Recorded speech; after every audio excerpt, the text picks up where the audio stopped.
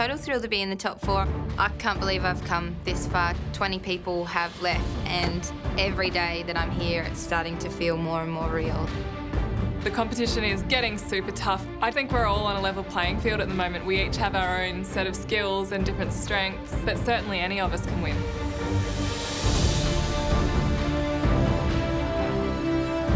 Finals week standards are definitely higher than ever, higher than last week, higher than the week before that. I don't know what the hell's going to happen today, but hopefully it's going to be something fun.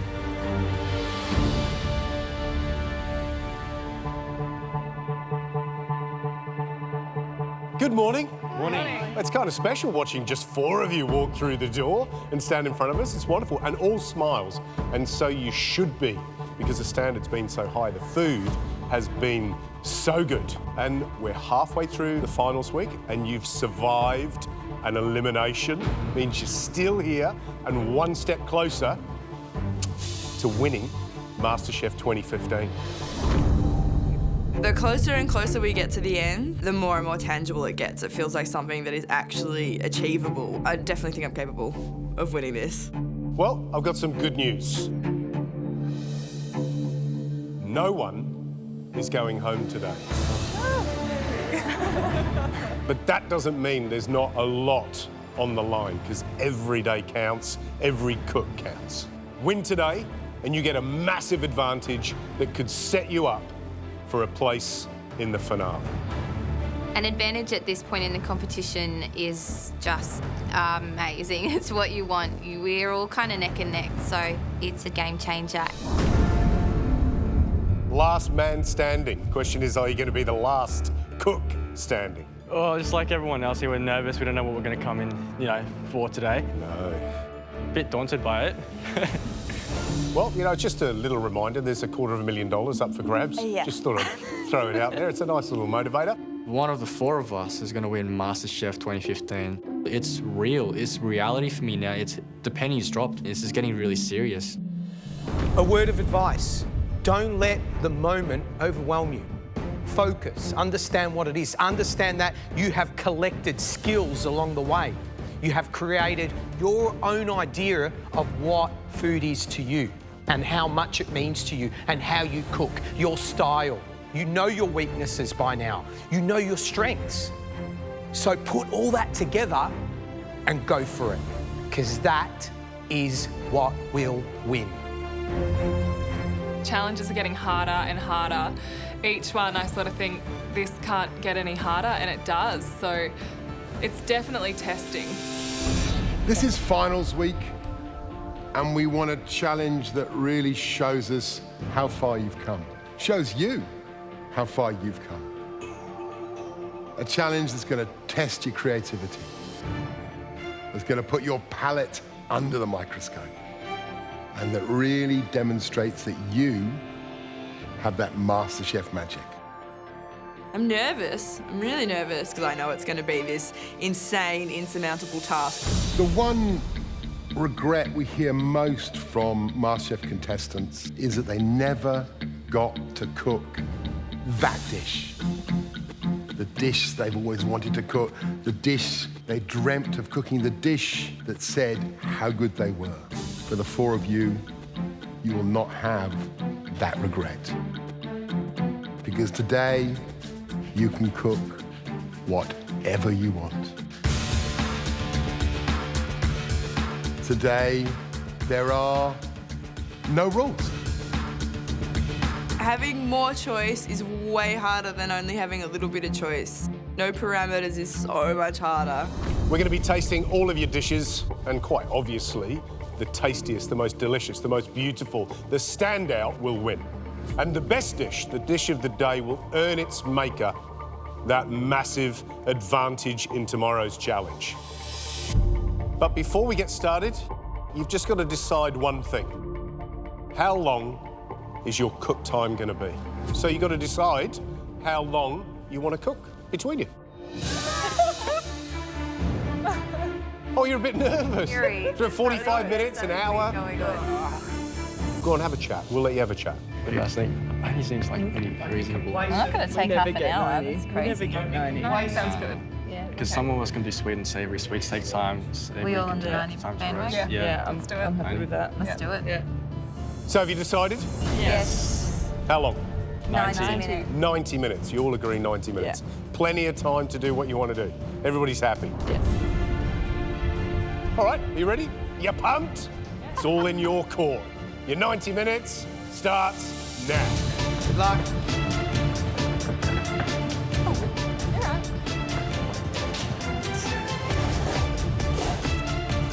Having no rules at all is a little scary. It's high pressure, but we all really want this. I have absolutely no idea what today's advantage is. At this stage in the competition, you really want to win that advantage. It's going to change everything. I'm stoked that it's an open pantry. What more can you ask? You can just have a free cook. You can just show off as much as you'd like. There's no handbrake here. There's no excuses here. No. This is your opportunity to Right. cook whatever you want, and I love that. But the pressure's on.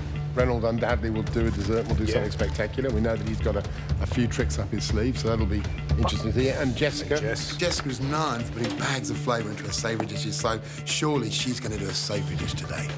Can she make it look finessed and beautiful? Because the thing about Georgia and Billy and Reynold is, as beautiful as their food tastes, it looks spectacular. It's the sprint now to that finish line, and you want that advantage going into tomorrow. When we know what's coming, they need the advantage.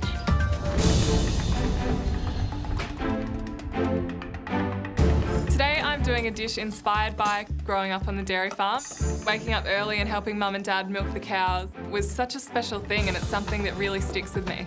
So as a kid, I just remember eating cornflakes in the morning and pouring over the fresh milk, and the cream would be set on top, so it would be like a really rich breakfast. My dish is sort of a take on cornflakes. It's a dessert using saffron, lemon, lemon verbena, white chocolate as well. So it doesn't really have a name, but it's just a little take on a memory. Cooking a dish that's so personal to me really takes this cook to another level. I think failing with a personal dish hurts more than if you just cook a dish that doesn't really mean anything to you.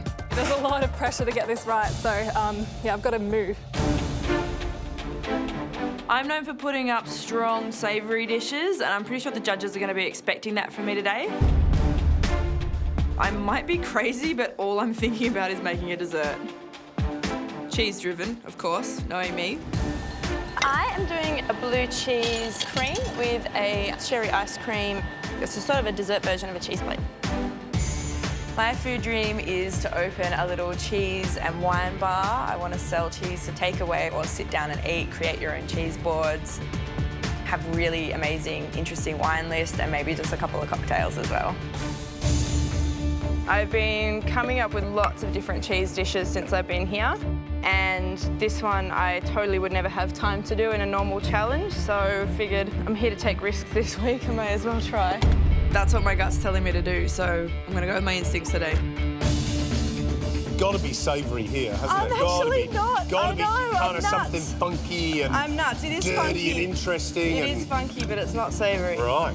I'm kind of doing a dessert cheese plate. Is it a cheese course or is it a... It's probably leaning more towards dessert than a cheese course. OK, but playing with the cheese element. Definitely. Or that funky blue cheese. Yeah, big blue cheese flavour, a little bit of salt in there. For me, it's going to be how well you present the dish. Okay. Flavour you haven't got an issue with. Yeah. And we don't want to change your style, but this is the time, if you're going to quenelle it properly. beautifully. Yeah.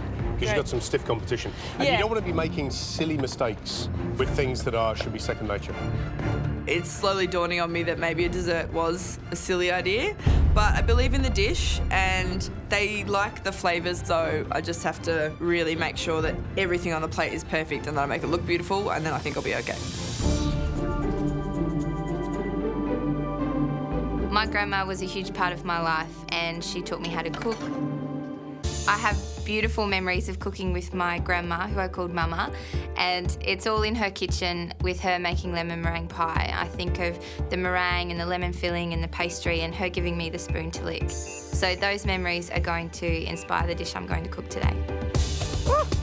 Today I'm going to cook lemon meringue with coriander seeds and blueberries.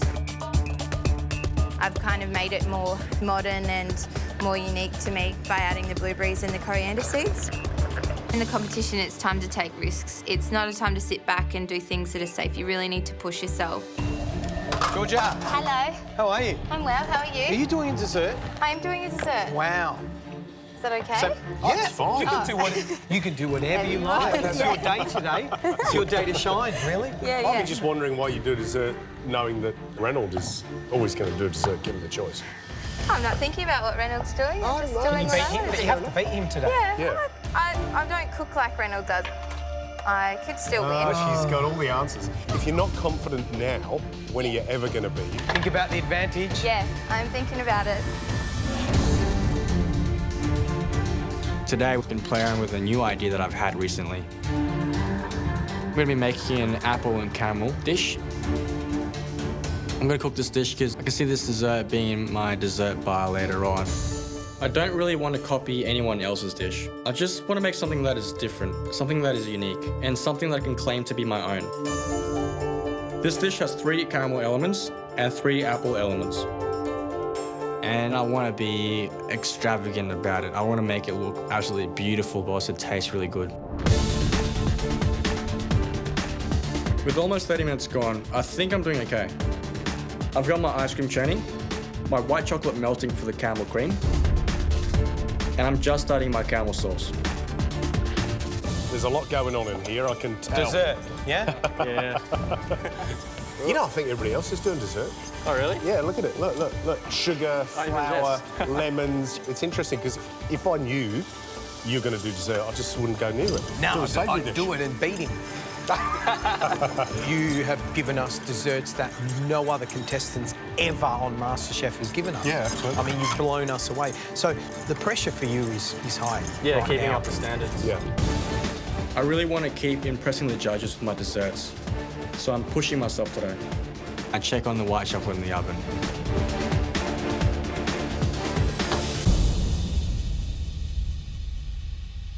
White chocolate is burnt. I did a small mistake, and that could really cost me.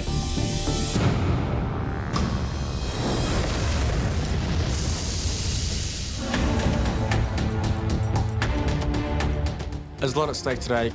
I open the oven door and I take it out. White chocolate is burnt. Shit. Looking at this white chocolate, some bits are dry, some bits are burnt, and it's not really what I want it to be. I'm not sure if I'm going to use that one. It's a bit too dark, so I'm going to try it again. And I grab some white chocolate, put it into a little bowl, and put it into the microwave. Today there's no rules, and we can cook whatever we want. And the winner will have an advantage for tomorrow's cook that could take them to the semi-finals. There's only one rule, make it delicious. Half an hour down, 1 hour to go.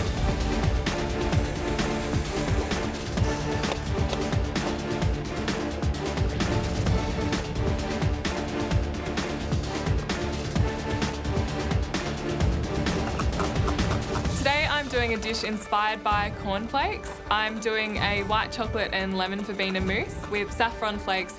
Lemon verbena has a sort of mild, citrusy, beautiful flavour, and I think it goes really well with creamy desserts. Love it. That's a really good Love idea. it. Yeah, I love But the I story. have one massive concern. Yeah. Lemon verbena and saffron.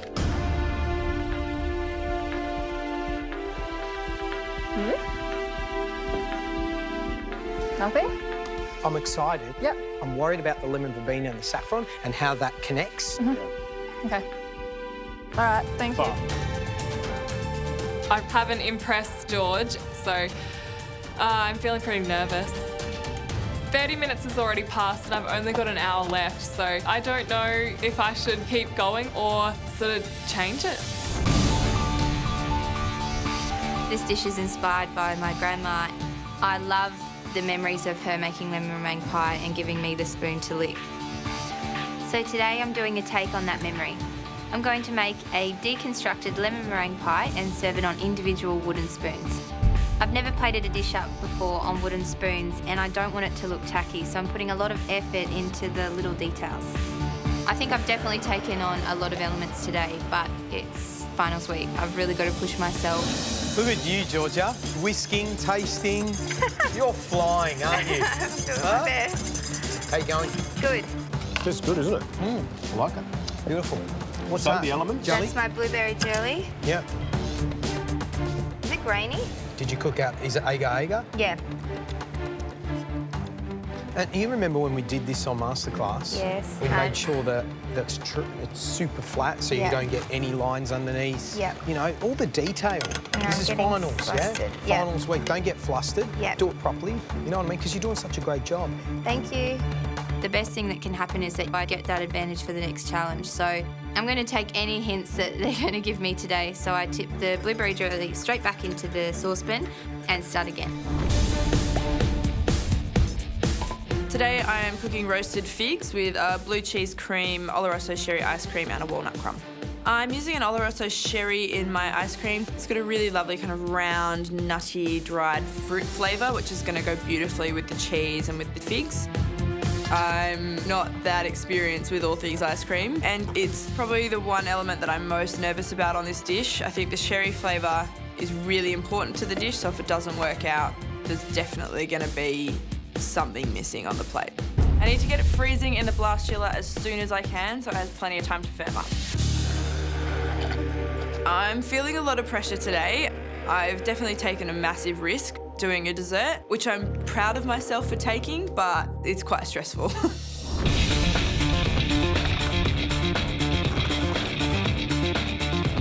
I'm cooking a dessert which is caramel and apple. There are many caramel elements in my dish. I've got my white chocolate crema, a caramel twill, and a caramel ice cream. I'm just hoping that's not gonna be too sweet. Reynold, are you surprised everyone else is doing desserts? Yes and no. I would have thought yes. I would have thought, you know, this is they're in your arena, they're on your turf, they're here. You know, now is not the time to run dry. Yeah, it's not. Okay. For this dessert, I'm going to use all the skills and techniques that I've learned throughout this competition. I'm trying to speed things up so I can get this almond twill done. I've combined the caramel with the almonds and processed the mixture in the food processor. I sieve the mixture into the silpat and put into the oven to toast. Really important to win that advantage because we're so close and you want to get that advantage to, be ahead of everyone else. I believe I can win MasterChef. I know the 3 girls believe that they can win it as well, but as long as I have my heart and my mind to it, I can win it. 45 minutes down, 45 minutes to go. You want to win that advantage. Let's go.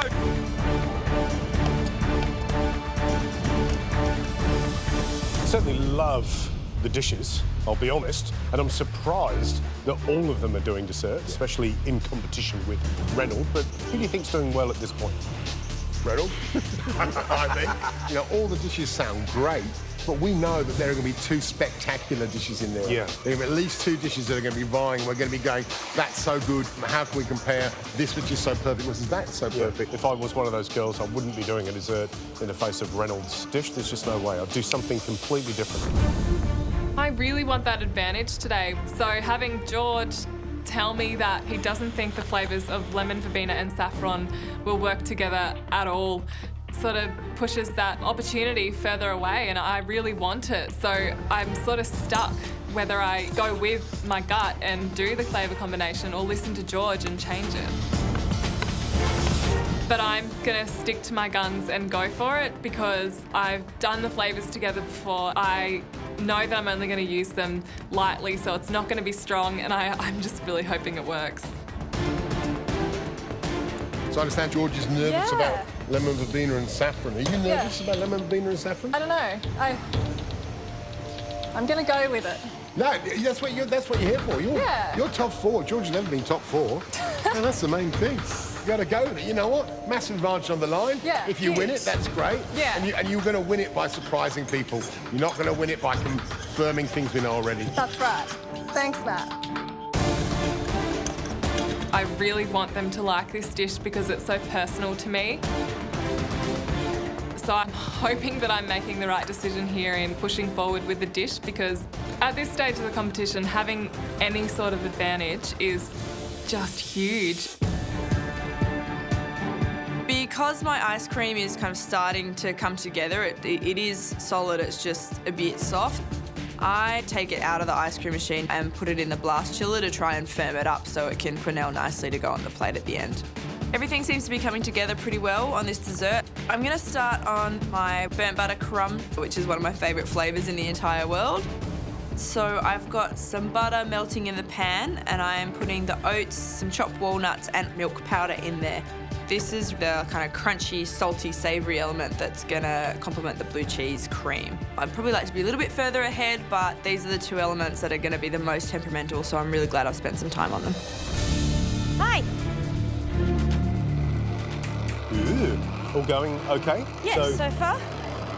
Is there something that ties it all together? Is there a syrup or is there a... I was going to make a little caramel with the leftover poaching liquid that comes out of the bottom of the roast figs. This caramel sauce is going to be the binding agent of all of it. So I've got some sugar and a little bit of water in a pan cooking down, and I'm waiting till the figs come out because I'm going to use those roasting juices. Nothing tastes better than the sweet taste of success, and it could be yours in 30 minutes.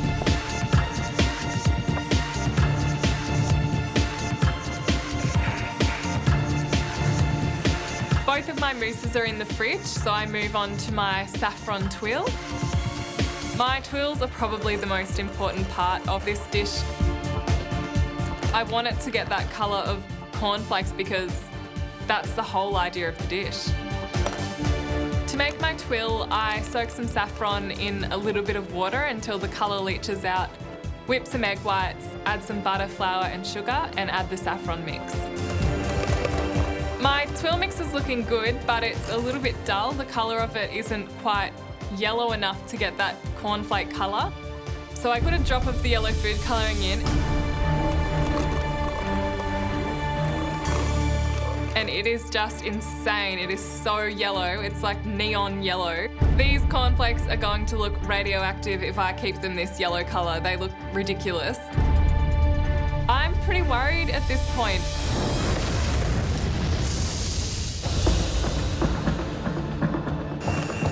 My tuile mix is looking dull.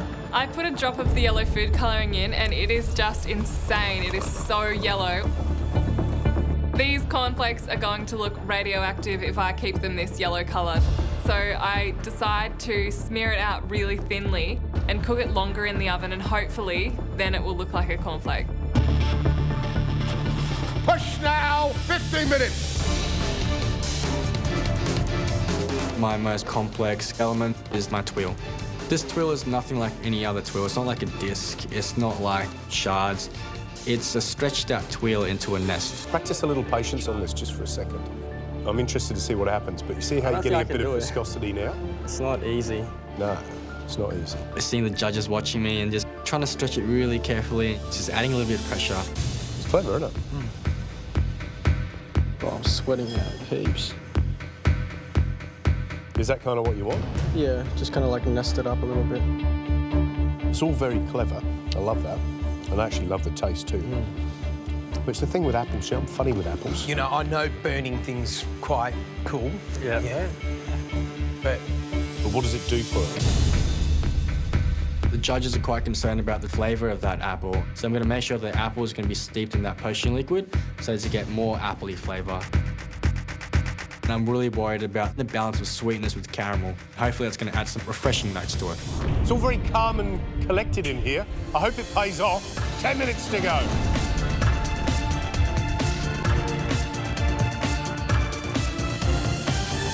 "10 minutes to go and the ice cream has definitely got a big question mark over it. I've only made ice cream once before in this kitchen, so it's quite stressful. You're having trouble with that ice cream?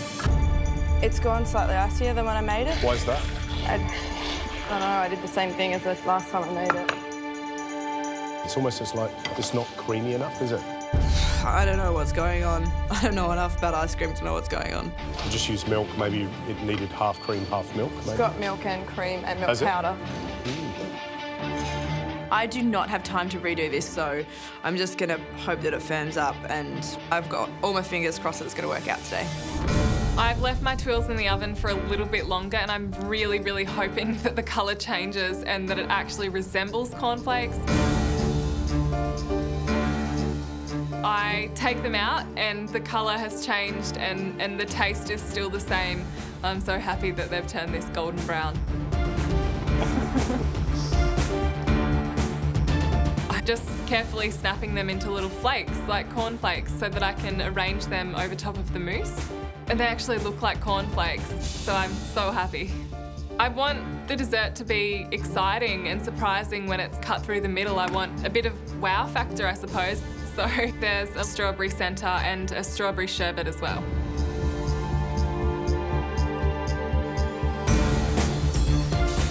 It's so risky to not take on the advice of people like George. I guess I'm just really going with my instinct, and using lemon verbena and saffron together I think is going to work best. If that does, it'll be amazing, but if it doesn't, I'll be so embarrassed. Honestly, my biggest concern is getting through this challenge. I want to get that advantage. That would be great. I know we're all doing desserts, so it's going to be really hard. I just hope the flavours all work together. We are so excited because in 5 minutes, we start tasting your dishes.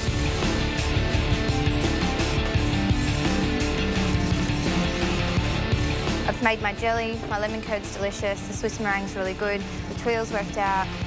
Okay, all right.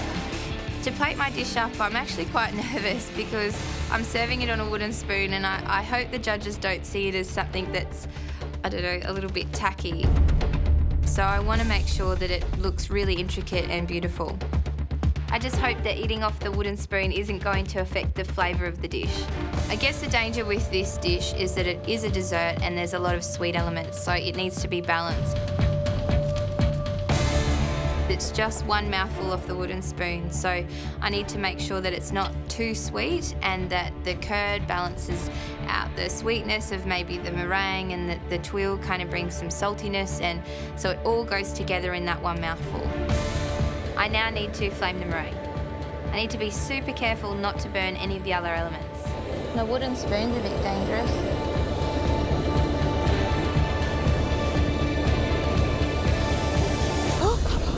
Oh my gosh!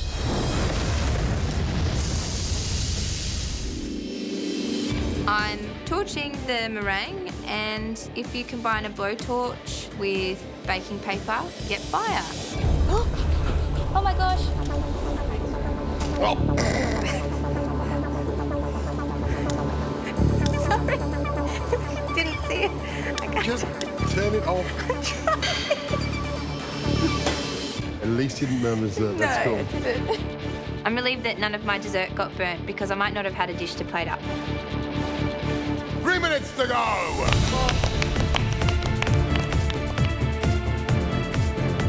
I need to make this dish look like a bowl of cornflakes, so I start getting the flakes that I've made and poking those into the lemon verbena mousse. I want the entire dessert to be covered with the saffron flakes because I want it to really look like a bowl of cornflakes, so I can't really leave any mousse showing because I want all of that in the centre to be a surprise. As I'm plating up all the elements onto the plate, I'm hoping it's going to be a complex, cohesive dish. I put the butterscotch caramel in the middle, some white chocolate crema around it, some apple pieces, and then some apple chips. There's a lot of caramel elements, but at the same time, I've got some apple elements as well. Come on, last little bit of effort. Every second counts. 2 minutes to go. Come on. Come on, Jessica.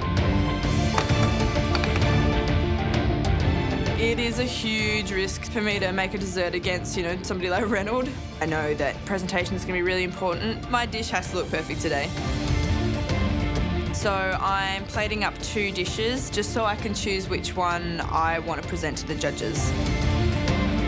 A bit more work, but I think it's going to be a good choice. I lay some of the roasted figs on top of my Oloroso caramel. And then on the side, I'm piping my blue cheese onto these little honey wafers. And as I'm placing them, one of the wafers snaps in half. And the piping on that one's pretty dodgy as well. So kind of already know which one I want to serve the judges. To garnish my dish today, I'm going to use some viola flowers from the garden because they're purple and yellow, and blueberries and lemon meringue pie are purple and yellow. I'm really really happy with how this dessert is coming together, but a part of me is really worried because George wasn't happy about the lemon verbena and the saffron combination. The strawberry puree is going to be sitting in and around the cornflakes, which replicates the strawberries that I used to put on my cornflakes when I would eat it as a kid.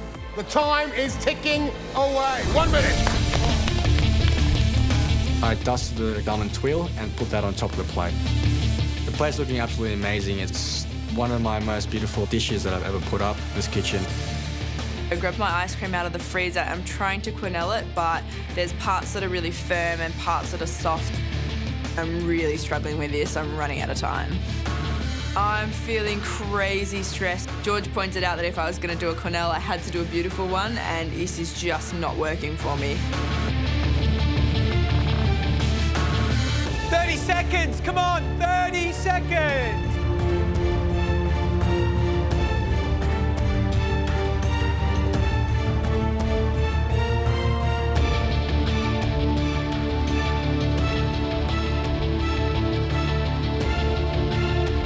Believe me, you want that advantage. 10 seconds to go. 9. I managed to finally get a nice shaped quenelle out of this ice cream, and then I put it on the plate. 2, 1. Put it on the wrong one. Damn it. I have placed it on the wrong plate. The one with the broken wafer and the piping that looks like it was done by a monkey.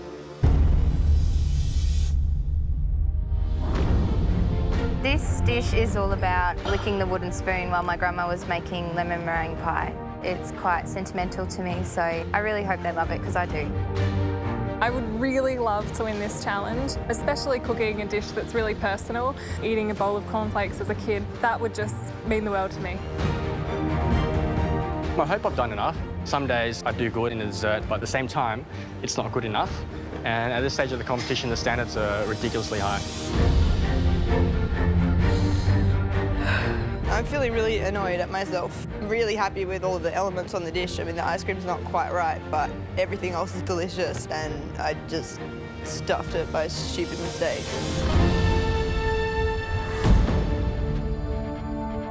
Well, what a huge opportunity. Make anything you want.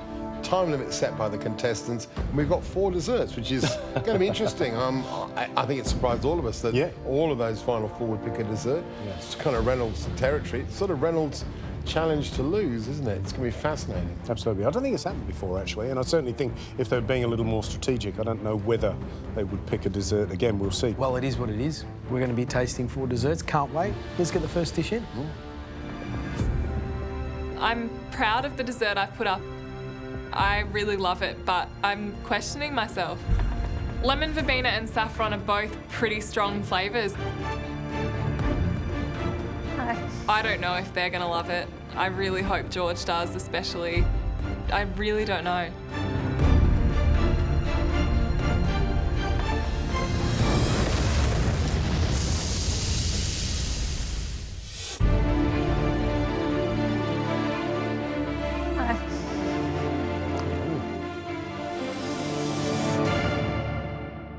So the dish is?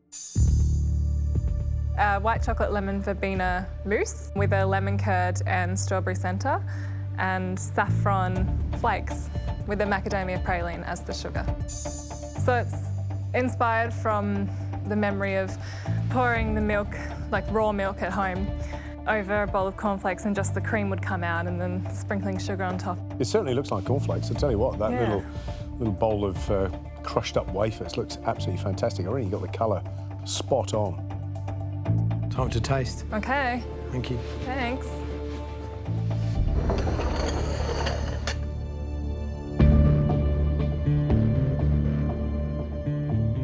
Okay. Oh, that's nice. Yeah, it is nice. That's very nice.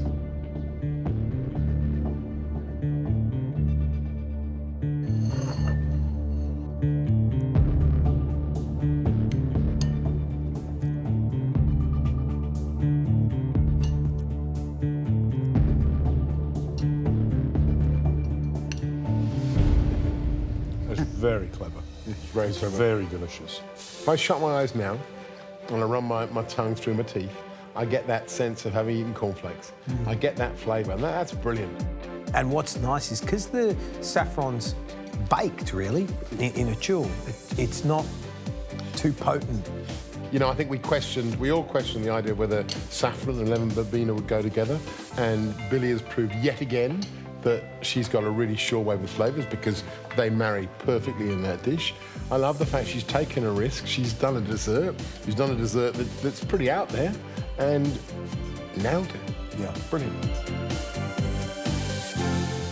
Great little start. Yeah. Let's get the next dish in. Top dish. I don't want the meringue to be too sweet. I don't want the lemon curd to be too tangy. It needs to balance in flavour. I'm just really hoping that the judges don't think it's tacky that I've plated up on wooden spoons, but it's a beautiful memory for me, and I hope that my grandma would be proud of it. Hello?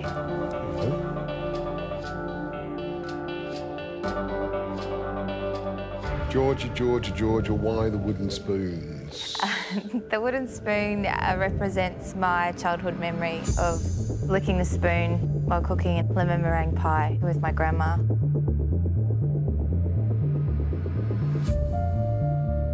Georgia? Yes. You've obviously seen the other desserts. Have you won the advantage for tomorrow? I'd really love to think so, but I know how fierce this competition is, so I don't want to get my hopes up. But I'm really proud of what I did today. I really feel good about it. Right, Georgia, time for us to taste. Thank you. Thank you. Thanks so much, guys.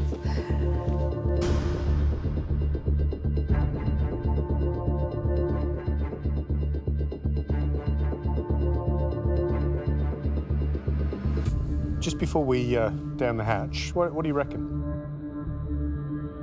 You know what? My initial reaction is that is ridiculous and stupid, and then that little wooden pallet comes out with those on. I think of a table of 4 people sitting in a restaurant, each getting a wooden spoon and hearing that story, and I can see photographs coming out and people raving about it. Yeah. Look, I think it looks really pretty, but I can't smell any of that beautiful part of the dessert because I'm just getting the smell of whatever taint was on that wood.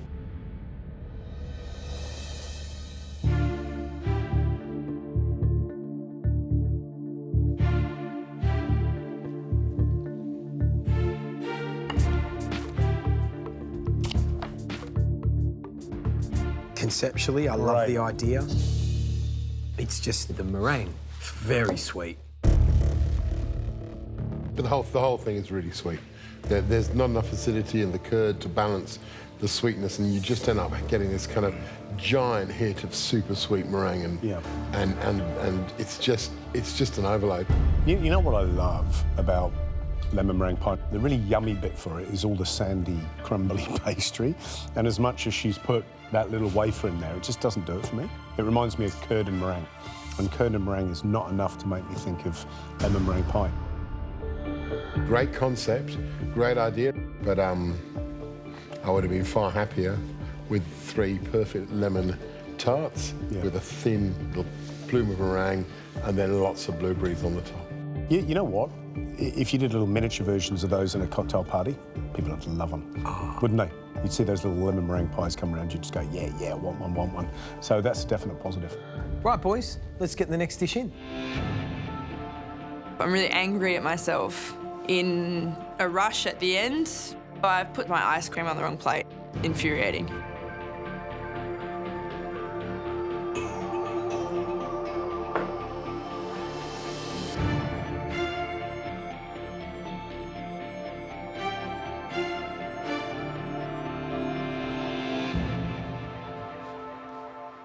Come on, Jessica, what's wrong? I'm just really annoyed at myself. Why? Stupid small mistakes. And we spoke about presentation, didn't we? A lot. Yeah. I'm embarrassed to put that the way it looks. Come on, don't be ridiculous. What's the dish? I've done roasted figs with a blue cheese cream, Oloroso ice cream, and a honey wafer. When we taste this, what's the abiding thought you want to leave us with? Not about flavour, but about you and about who you are as a cook. Flavour-wise, it's very much me on the plate. And I guess the fact that I took a massive risk today. I think in terms of something you read on the menu, it's a definite must order, and that's exciting. Thank you. Let's hope that the flavour can outweigh any question marks that you may have about the presentation. Thank you. Should we taste? Yeah, absolutely. Thanks, Jessica. Thank you. Jessica.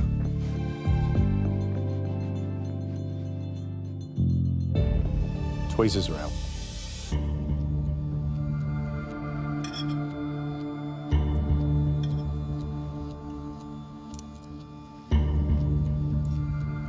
I can smell it from here. Oh, It smells good.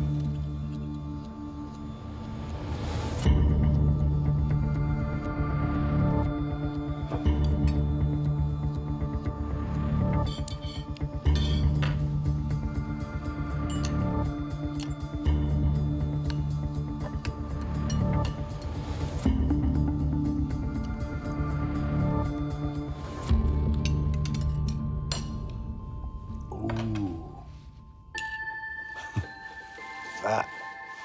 Would you like some more? That is so good.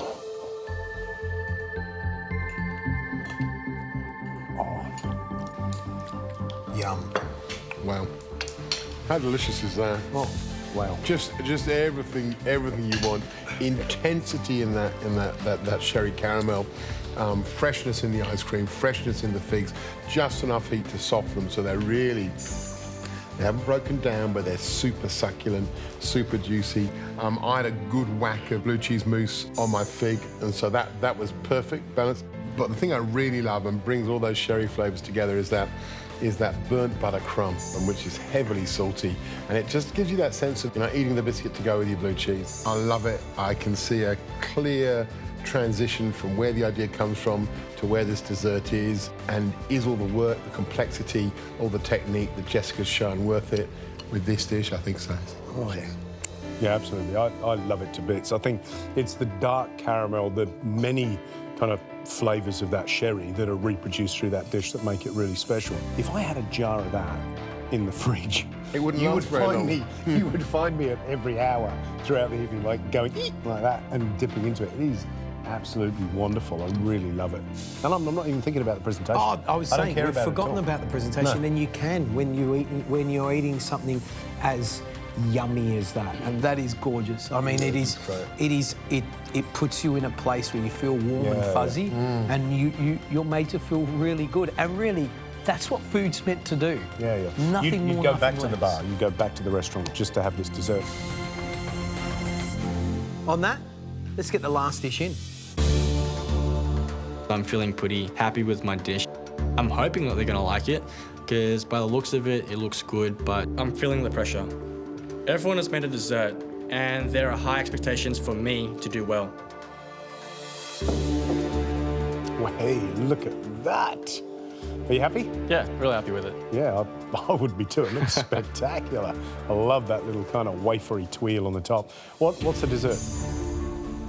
Apple and caramel. So there's charred apple, butterscotch, caramel and vanilla ice cream, crispy apple bits, and the almond twirl. This dessert, just looking at it, makes me feel we're sitting in a really expensive restaurant, and the pastry chef is a young gun.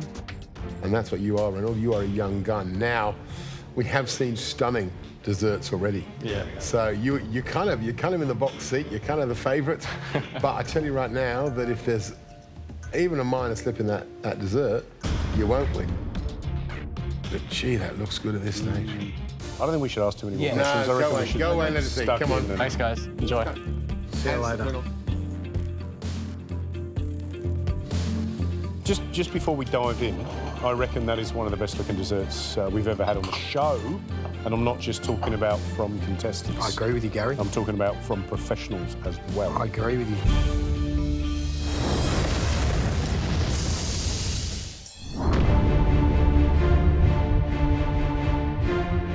I reckon that is one of the best looking desserts we've ever had on the show. And I'm not just talking about from contestants. I agree with you, Gary. I'm talking about from professionals as well. I agree with you.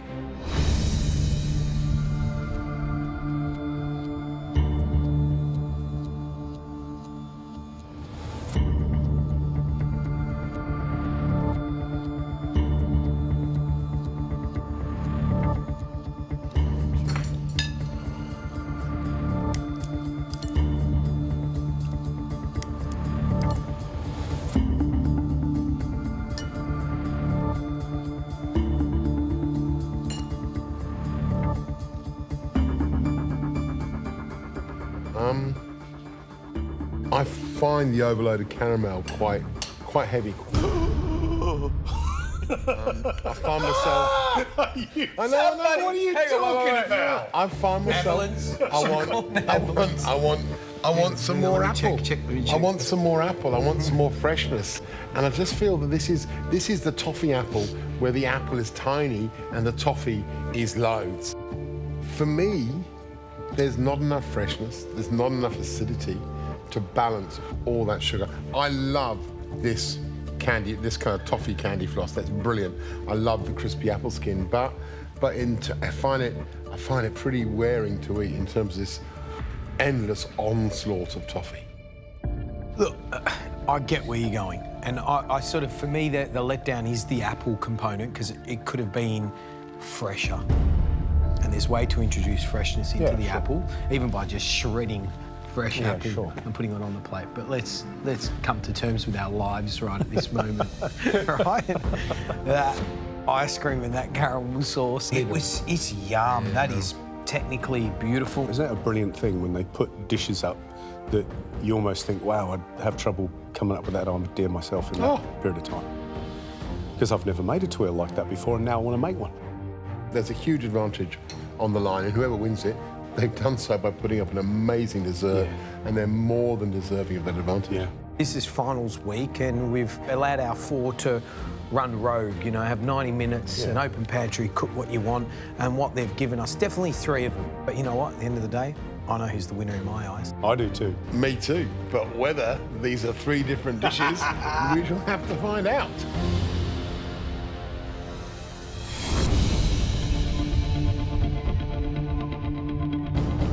Well, we threw out the rule book today, and I think we should do that more often, because the food was absolutely fabulous, and we cannot get over the fact that we're still dealing with amateur cooks. I don't even know if we should use that word anymore, because the creativity that comes out of this kitchen is astounding.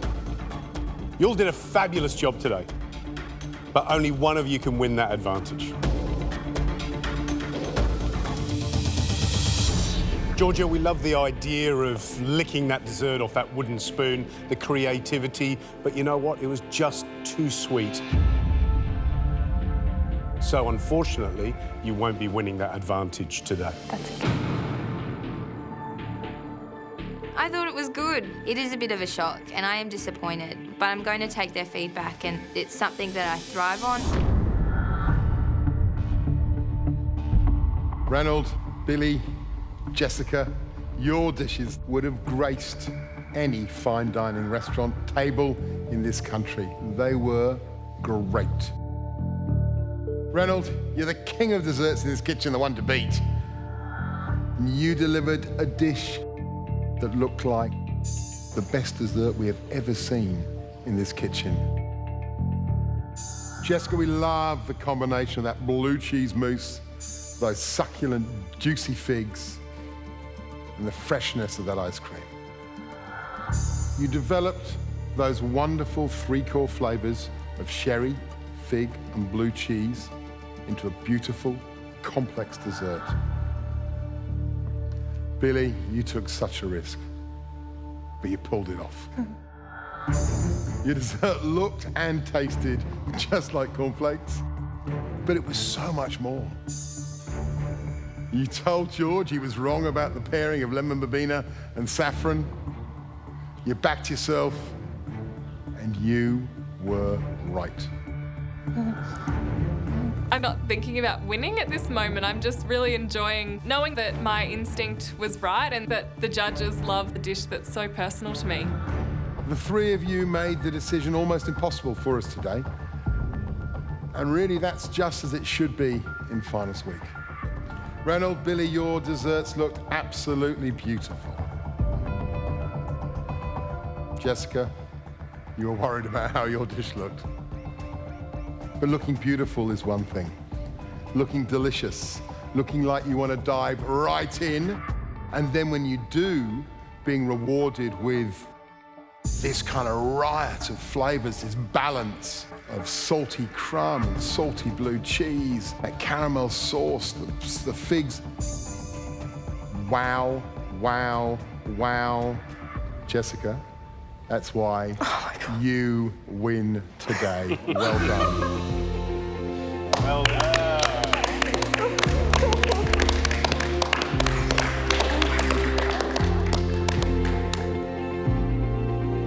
Jessica, well done.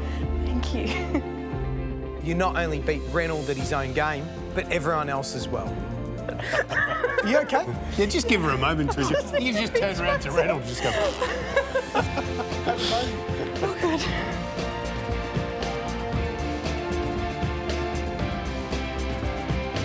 If that doesn't give you the belief that you can win this competition, nothing will. Jessica, you get that massive advantage in tomorrow's challenge. Oh my God. Now, guys, go home, get some rest, because let me tell you, tomorrow, you're going to go places you've never been before. Off you go. See you later. Well done today, by the way. Well done, all of you. It's just the most amazing feeling in the world. This is ridiculous. I beat Reynold at dessert. This is one of those little glimmers where I hold on to that I know that things like this make me believe I can do this to the end. Oh, that's awesome. Well done.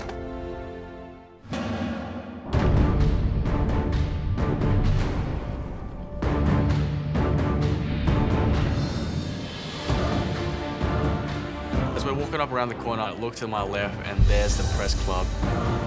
The Press Club is one of the most acclaimed restaurants in Australia. It's going to be a tough day today. It's not going to be easy.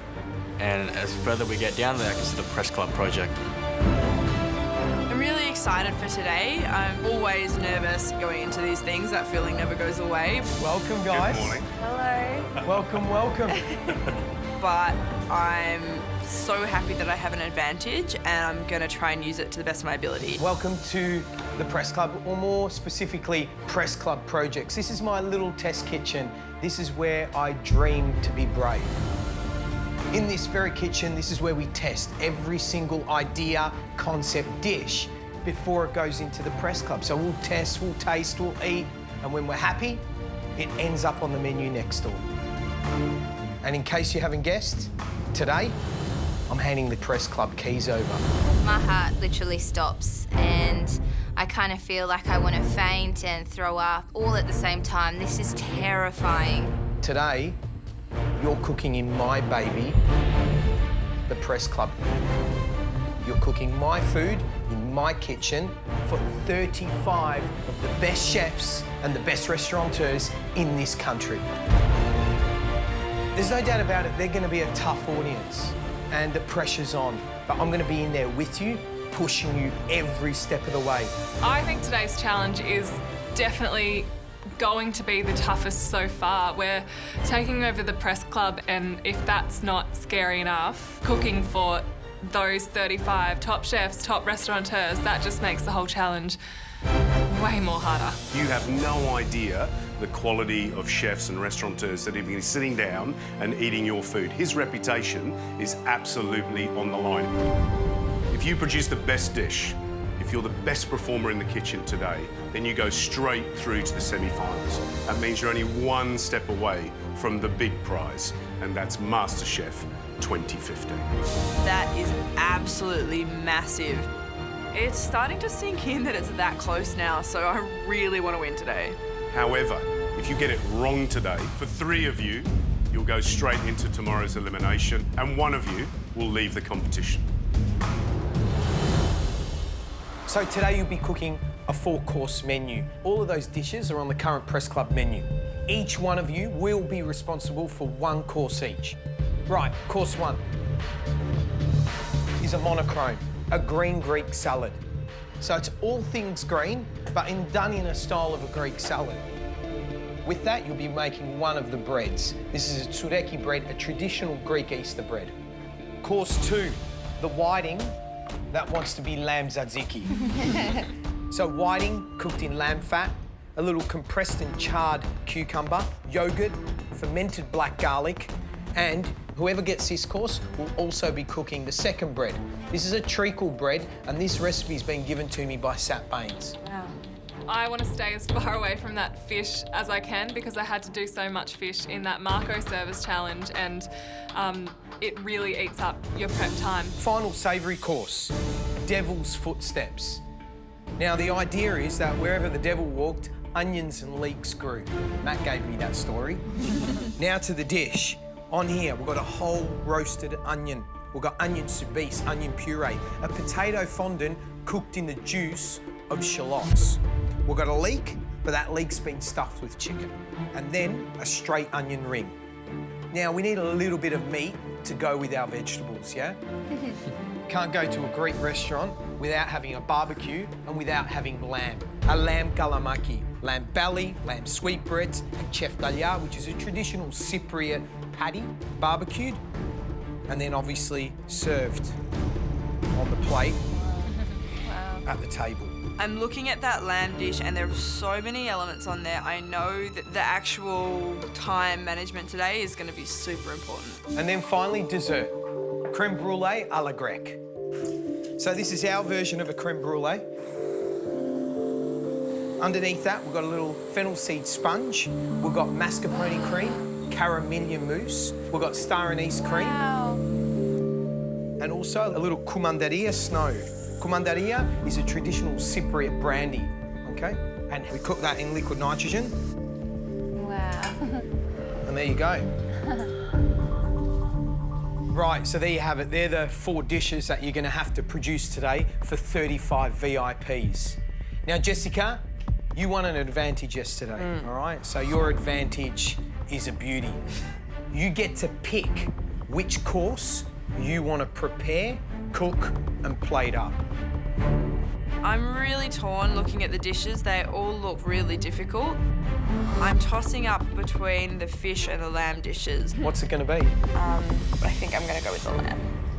Excellent. It's your type of flavours, yeah? Yeah, I think that's where my instinctual cooking, I think that's probably where I'm best. I think the key is too, you've got to enjoy what you're doing, so I reckon that's a great choice. If you think you're going to love that, then go for your life. That's the one I want to eat the most. Brilliant stuff. Well, Jessica's made her choice. That leaves the 3 of you. So the way we're going to pick who's going to cook what is obviously a MasterChef knife pull. These knives are numbered through 1 through to 3. If you pick number 1, you get first choice. Easy? Yeah. Who wants to go first? Go for it, Billy. Fun. 2. OK, so you get second choice. Georgia gets first pick. This is the first time in a MasterChef knife pull that I've pulled number 1. I'm pretty happy about it. Reynold, obviously you get to go last. I really want a dessert, and I'm really hoping like George is going to pick fish. I mean, she's really good at fish, or Billy, because she's had experience with that Marco challenge. So fingers crossed that it's going to be, for me, desserts. So, Georgia, what's it going to be? I think I'm going to go with the green Greek salad. OK, brilliant. Reason? I just think it's beautiful and I really want to taste it as well. Pressure's on. It's your first dish into the dining room. Yeah, so. absolutely. Billy, you picked number 2, so you get to go next. I'm going to do the dessert. Whoa, interesting. Not because Reynold is amazing at it and I don't want him to do it, because I did the fish in that Marco challenge and it was mental. Reynold, that means that you're doing the whiting that wants to be a lamb tzatziki. Should be all right. I'll give it a crack. I'm really worried about making the second course. Fish isn't really a strength of mine. I love to eat it, but I'm not really good with filleting at all. And whiting is a fish that I'm really unfamiliar with. So all the dishes are picked. We must be getting excited. So I'm sure you want to know the rules now. You have 4.5 hours of preparation before service starts. Now remember, we're feeding 35 VIPs, chefs and restaurateurs. Myself and Matt will be tasting your food. The winning dish today, don't forget, puts their maker into the semi-final. That's what you're fighting for today. If, however, you are one of the other 3, you're going into the pressure test tomorrow, and from there, one of you is going home. All clear? Right, you ready? You pumped? You better be. You better be a little nervous. You're holding the press club and George's reputation in your hands. George, leave it all away. Let's do it, guys. Come on.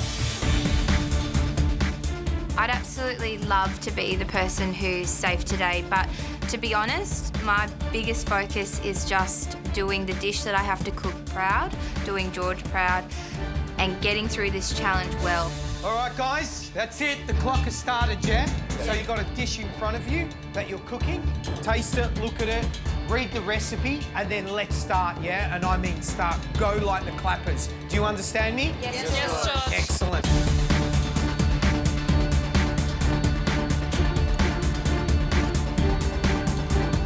First thing I do is read through my recipe. I want to know clearly what I need to do. You've had a quick scan of the recipe. What are you going to start on first? I'm starting on the anise cream, and then while that's heating up, I'm starting the caramel. Okay, good. So have a strategy, obviously, but in your head, go, okay, I've got to get that on, Yep. and get this on, and get that on, and Yep. do that. This right? isn't an ordinary creme brulee. There are 3 different types of creams. There's a sponge, a twill, and you use liquid nitrogen. So it's very different to a standard brulee.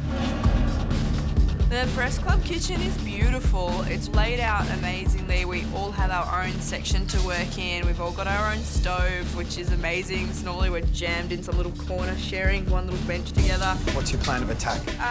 Gonna get the lamb in first. The leeks and the fondant are my next 2 They're the things big after jobs, the lamb. Yeah. Even though there's a lot of elements, service for you should be simple. Okay. Okay, so go like the clappers now, Jessica, yeah? Thank you. And I want you to smile all the way, you hear me? Done. Because we're going to have fun today, yeah? The lamb belly is the first thing that I'm getting onto because it takes 2 hours to cook. The hardest thing about this recipe is it's absolutely massive. I've just got heaps and heaps to do today, so getting the lamb belly in straight away and then trying to just move as fast as I can the whole time or I'm not going to get it done. I'm feeling the pressure today, especially with fish. I wish that I could have had the dessert. Reynold, today's the day. We know you can cook dessert. You would have knocked that dessert out with your eyes closed. Yep. Today's the day to prove something, Yep. to get into the semi-final, but also to prove that not only can you cook amazing desserts, you can nail a savoury dish. You got me? Yep. All right, come on, let's go. The first thing I'm going to do is make the treacle bread, and while that's proving, I'm going to start on the whiting. I'm definitely out of my comfort zone, but I'm not going to let that get the best of me. George's reputation's on the line. If I can do this dish well, especially not having to do whiting before, I'll be happy with that.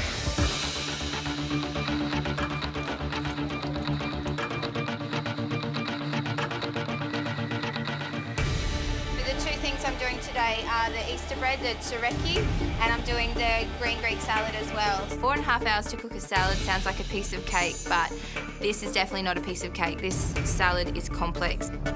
I've decided to make the Easter bread first. It needs the most amount of time to prove and to be ready for service. But I really need to get a crack on with the salad elements. One of the difficult things today is how much time we have and how to use it wisely. We do have 4.5 hours, but half an hour's already gone, and I've only just made the bread. Let's go, come on, let's move. My anise cream is setting in the fridge, so I move on to sifting my twill mix onto a silpat. I'm just really concentrating on getting the thickness right. It's got to be about 2 mil thick so that when they cook, it melts down and it's wafer thin. Faster, faster, faster. I want to do the yelling now, so later in service, it's just harmony.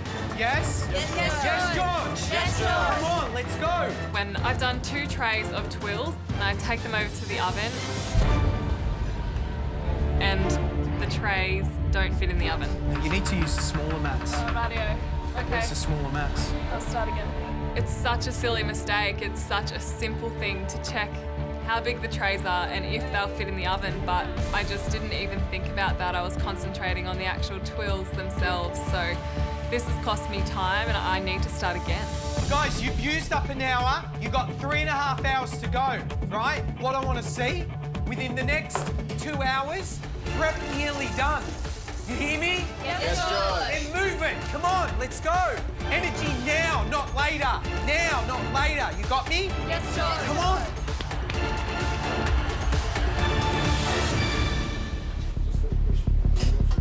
I've got my dough proving, and the next thing I do is start gutting the fish. I'm moving really slowly because I'm just scared I might ruin the fish, and if I don't gut this properly, it's not going to be a nice fillet when I cut it. I feel like I'm going to be falling behind with the fish because I got to gut it, scale it, fill it, and then pin bone. I've only done about 3 fishes, so I'm a bit worried about it for time. I was hoping that I can get all 20 fish done within an hour, so I just need to move faster. I've got my bread on proving, and now I'm just getting the kale ready for the kale puree. The first thing I need to do for the green Greek salad is to make the kale puree. The kale puree is really important. It's a huge element on the dish. It's that greenness and that base of the dish that's so important. I need to blend it until it's nice and smooth. What's going on with that kale puree? I'm just about to strain it now. Push it into the fine sieve and just green water comes out. It's not right. It's got to be pureed enough where you can at the moment you're pushing out the juice. Yeah. Try getting it all back in there. If it doesn't work, you have to start again. Oh my gosh. If I have to do this again, it's going to take forever. Just freaking out now because I've got so much to do. I don't have time for mistakes like this. This is one element on a dish that's full of elements. There's no time to stuff around with a puree when I've got a million other things to do. This is not good. This is not good.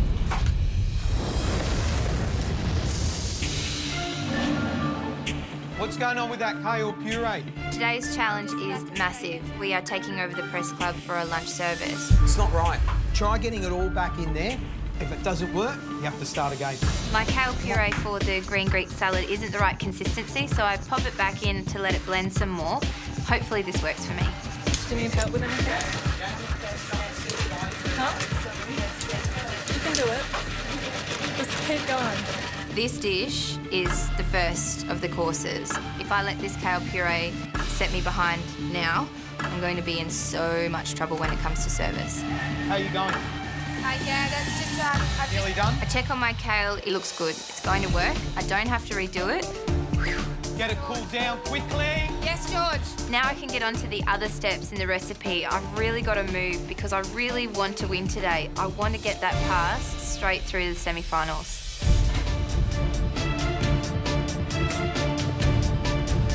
You're 2 hours down. That means you're nearly halfway through your prep. Guys, you need to push. You hear me? Yes, George.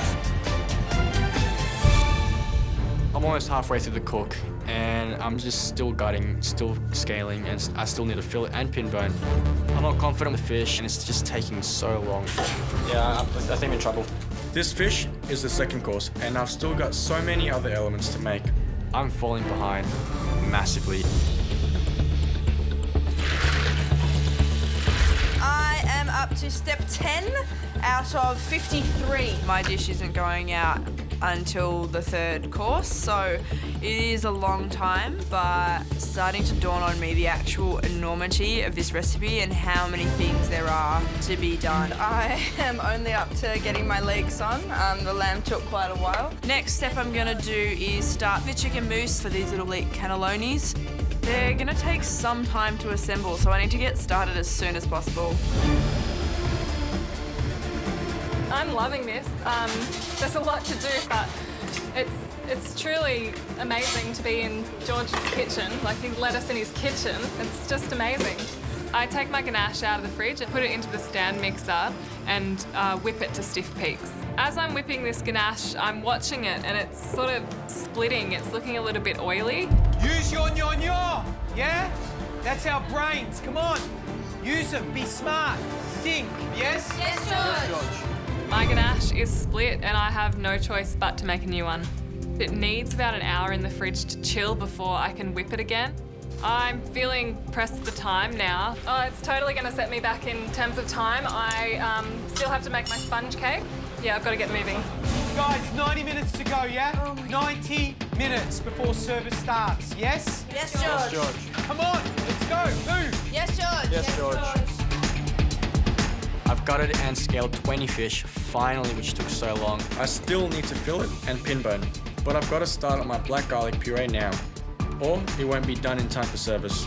There's a lot of stuff in this dish. How far behind am I? How far? Look at me. Your brain is getting on top of you. Yeah. You hear me? Yeah. Why?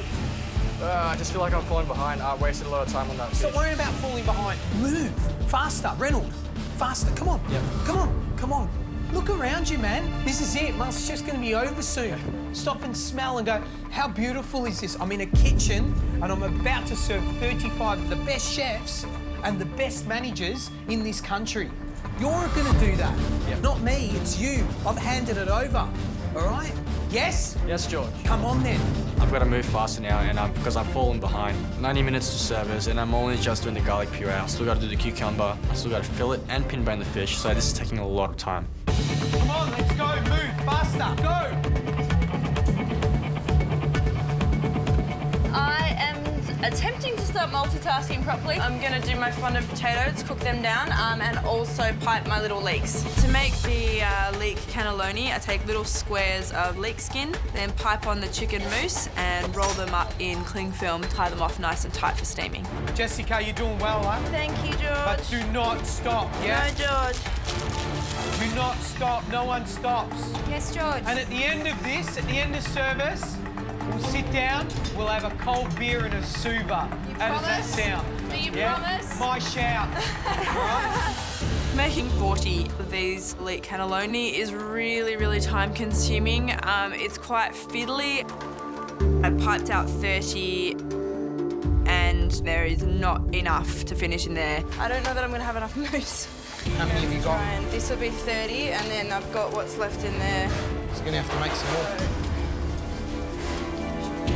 George says that I have to go and make more chicken mousse, but I've got literally a million other things that need to get on this plate as well. So I either don't have enough cannelloni or I don't have other stuff done. I'm not going to yell, I'm not going to scream, but I will just let you know, you've got 1 hour till service starts. Holy shit. So start making decisions on how you're going to make this hour the best hour of prep you've ever done in MasterChef. You hear me? Yes, George. Let's go.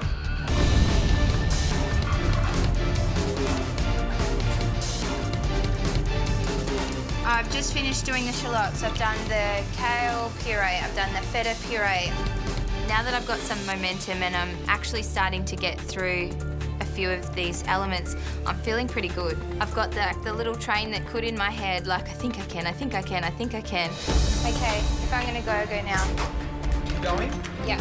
One of the ingredients in the salad is fresh herbs, and I need to go and source them myself. Hey, nice green stuff, huh? Yeah. Nice green herbs. Yeah. Right, off you go. Luke's going to go with you. Go. Go, go, go, go. Runner. I need to go over to the community garden at Federation Square and get some herbs from there. Nothing worse than waiting for a light when you're under time, isn't it? Okay. Let's go, let's go. Let's go. Come on. I run around and round and I end up in this beautiful veggie patch and there's herbs growing everywhere. It's absolutely beautiful. You want those? Yes. Okay, go, go, go, go, go. I choose some nasturtiums, some oregano.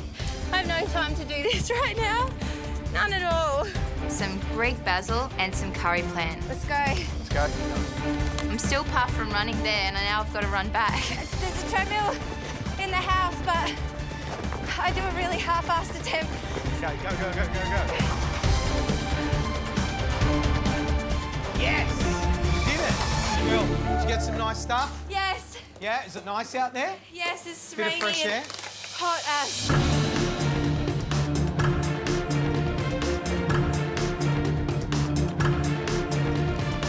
My black garlic puree mixture is already done, so I've got to start filleting the whiting.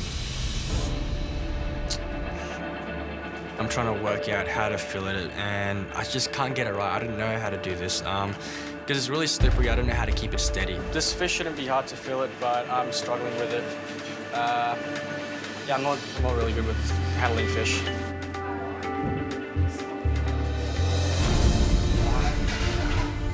The fish is the second course, and there are a lot of elements on the dish. I'm starting to wonder if I'm going to be able to get anything up on the plate during service. I've got heaps to do, but yeah, I'm not going to give up because we've got really big names coming through those doors, so don't want to let George down, especially not to disappoint those guys. Kalispera, welcome. This way, please. Make yourself comfortable. Enjoy your meal. Guys, there's 15 minutes to go before that first docket hits the pass, yeah? See through that window? They're chefs and restaurateurs, yeah? A lot of them my fellow peers in the industry, yeah, that I look up to, yeah? And as well as that, some of my mentors, the people that taught me, yeah? Yes, George. Let's go, come on.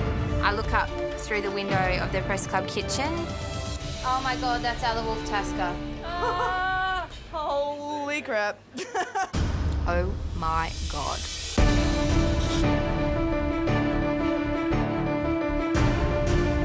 I'm definitely feeling under the pump right now.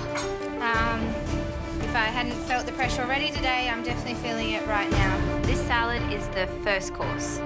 I've got to pod peas, fry kale, fry Brussels sprouts, get the bread in the oven, get the pasta ready for service, my mise en place out, ready to start plating up. A lot to do. I'm first dish up, I just don't know how it's going to happen. This sleek step is taking a long time. I've still got a lot to do for this dish. George told me that I need to make more chicken mousse because I don't have enough. Push. Yes, George. Push. Come on. But I'm kind of stuck between a rock and a hard place here because I either make more or another element's not going to get on the plate. So annoying. So I have scraped out every last little tiny scrap of chicken mousse from this piping bag, and I've made exactly 37 portions, which is enough just for the diners and the 2 judges. Jessica, how you going? If I do these 2, I don't have to make any more. So as long as nothing goes wrong with them, I've got enough. 2 minutes to go. Yes, George. Don't work on your own. Yep. Yeah, we work together, okay? Yes, George. Even though it's your own dish and that's what you're getting judged on, we've got to work together or it will not last, I'm telling you. All right? Yes, George. You know what's on the line? A place in the semi-final. Come on. Georgia, you're first up, yeah? When that docket comes in, I want that green Greek salad on the pass in 4 minutes. Yes, George. Yes, George. Yes, George. Yes, George. Yes, George. There's so much pressure in here right now. In these last few minutes of prep before service starts, it's like the beginning of a storm. Georgia, 30 seconds, Yes, the first docket's going to be in, yeah? Yes, George. It's going to pass, but until it does, I've really got to push. Okay, chef, we're up. First table is a table of 3. We can go with salad. Check on. 3 covers, yeah? This is it. Service is starting. That means 3 green salad. How long, Georgia? 4 minutes, George. Let's go, yeah? I've got to get 35 of these complex salads plated up perfectly now. Otherwise, I'm in elimination tomorrow. Georgia, how long?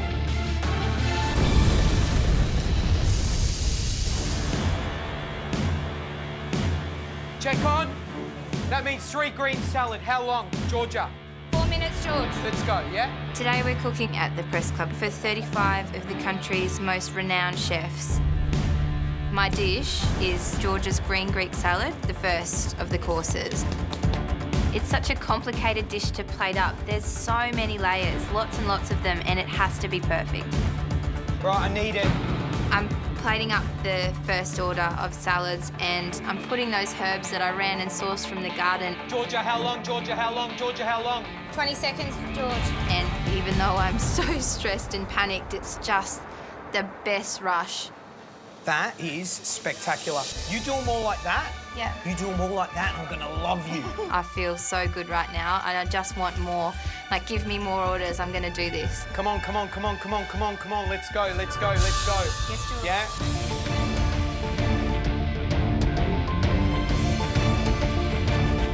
I'm just finishing off siphoning my cakes, but I've still got to fix that ganache that I split before. I take my ganache out of the fridge and it looks great, but I won't know until I actually whip it whether it's going to be usable or not.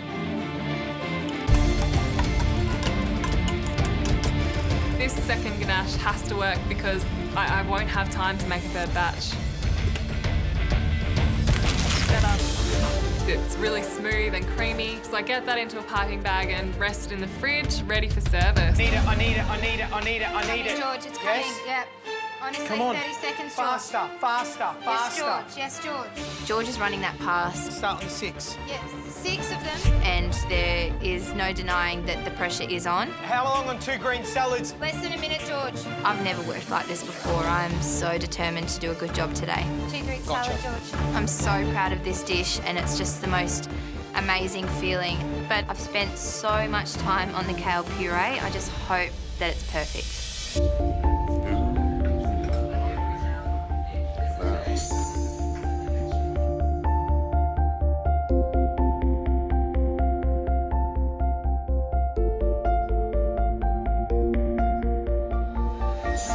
looks beautiful, really does. You know what strikes me straight away is it's almost identical to George's, and the green, in fact, pops this puree off the plate.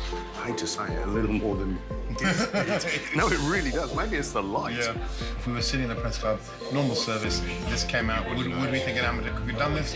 I don't think so. Certainly not the looks. Let's see how it goes in taste.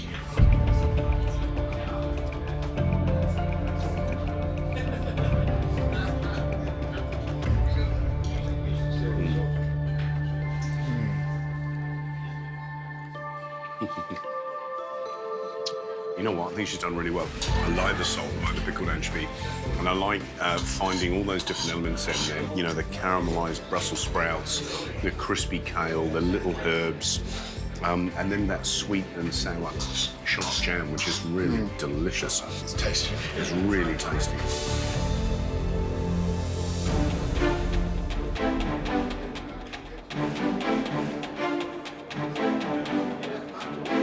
Well, they're press club dishes, so I expect the standard to be very high.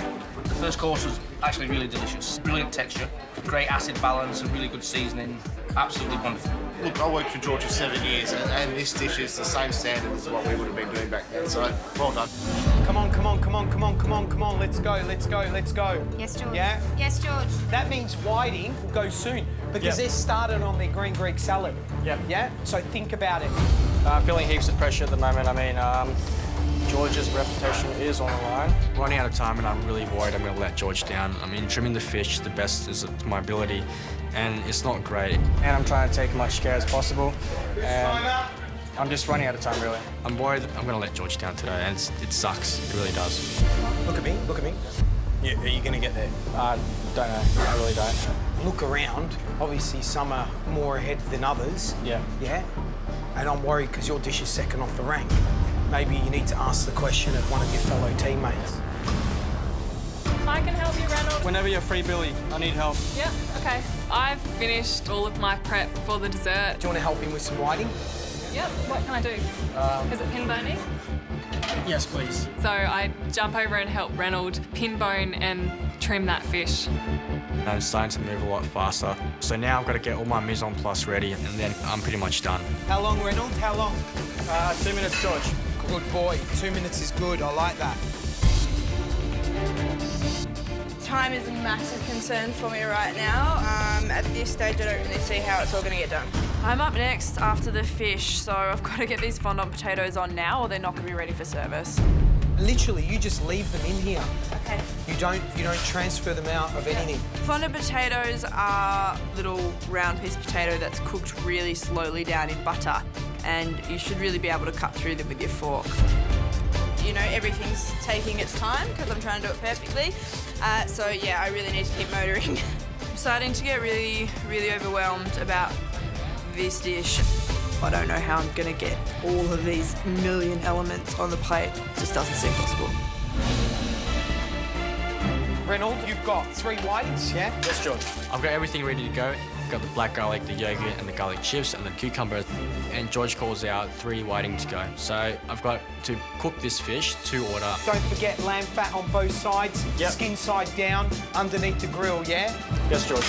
The dish is called whiting that wants to be lamb tzatziki. So it's got to taste like lamb. As I'm adding the lamb fat, I'm hoping that's going to coat enough. It's going to have to coat the fish.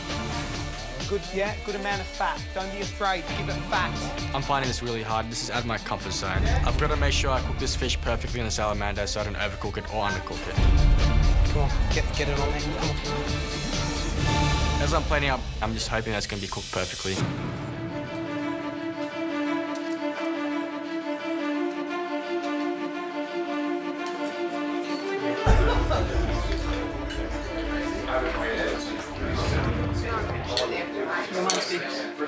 Up on the skin. Enjoying everything so far? Everything okay, sir? You look concerned. It's a little bit undercooked. No worries. Let me just take these back in the kitchen. And many apologies about that. Thank you. It's raw. Chef, table 3. 1 fish was raw. It's unforgivable to send out raw food. I feel like that's going to send me to the bottom 3.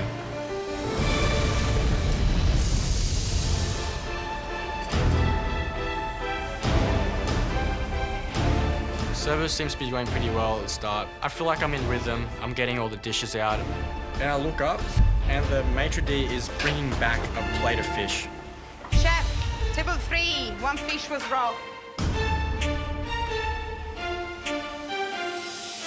First fish is raw, and this could really send me to the elimination tomorrow. It's unforgivable to send out raw food. Get another one on. Yep. Quickly. Get another one on and we fix it, yeah? Yes, George. After that first one, I came back raw. I'm gonna make sure that this time it's gonna be cooked perfectly all the way through, and making sure that all the other fish are gonna be cooked perfectly as well. How long on my fish? How long on the fish? I need whiting for 3, then I need it for 5. It's a lot of pressure for everyone in this kitchen because this is George's kitchen and this is his menu. And there's a lot of riding on this because it's his reputation as well as on the line. Come on, mate, come on, go. Finish the garlic, come on. Yes, George, I didn't think I'm going to get any dishes up in service, but I'm actually getting them out. Right, service. Hopefully the rest are all cooked perfectly and taste like lamb tzatziki. Because semi-finals, that position is a steak.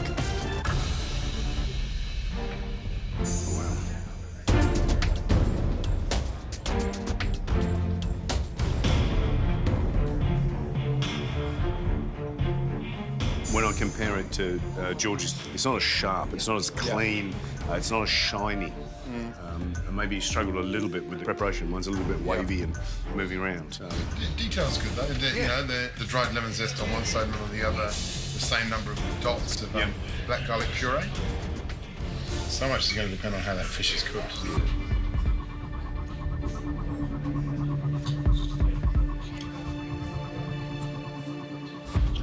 Tell you what, that black garlic adds so much to that dish. And the combination of the yogurt and that fermented black garlic is absolutely delicious. Yeah, and for me, the cooking the whiting is absolutely perfect. Yeah. I wouldn't mind a little bit more salt, just a little bit of You know salt. what I was thinking it was? It's the lamb fat, not enough lamb fat. That was my next question, because the whole idea is this is the whiting that thinks it's a lamb. At no point do I think that this is a lamb dish. No. It's always a whiting dish. It's a beautiful whiting dish, but the gag doesn't really play on it.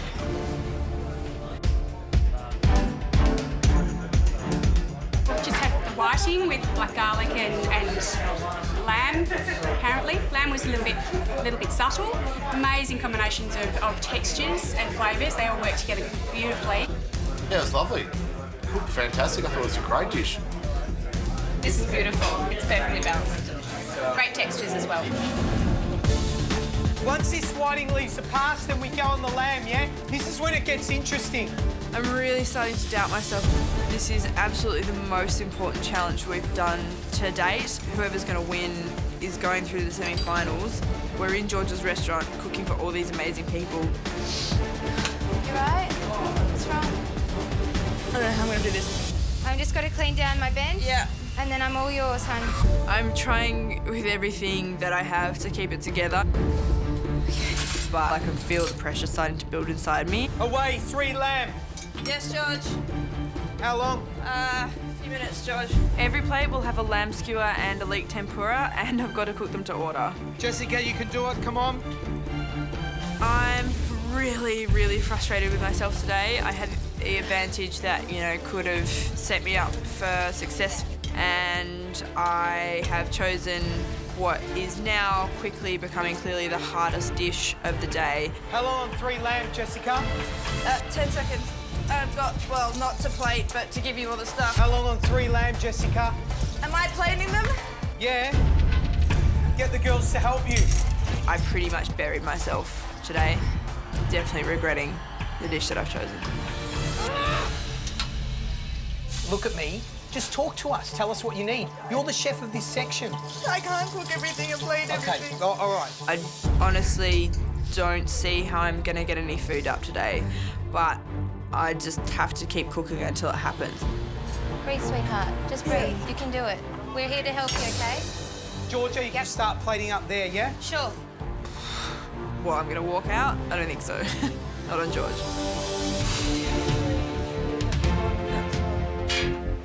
Right, let's go. This is 3 lamb, table 3. After that, Jessica, I need a 3 and then a 5. Okay. I'm so proud of Jessica. She's had such a tough day today, but she's powering through.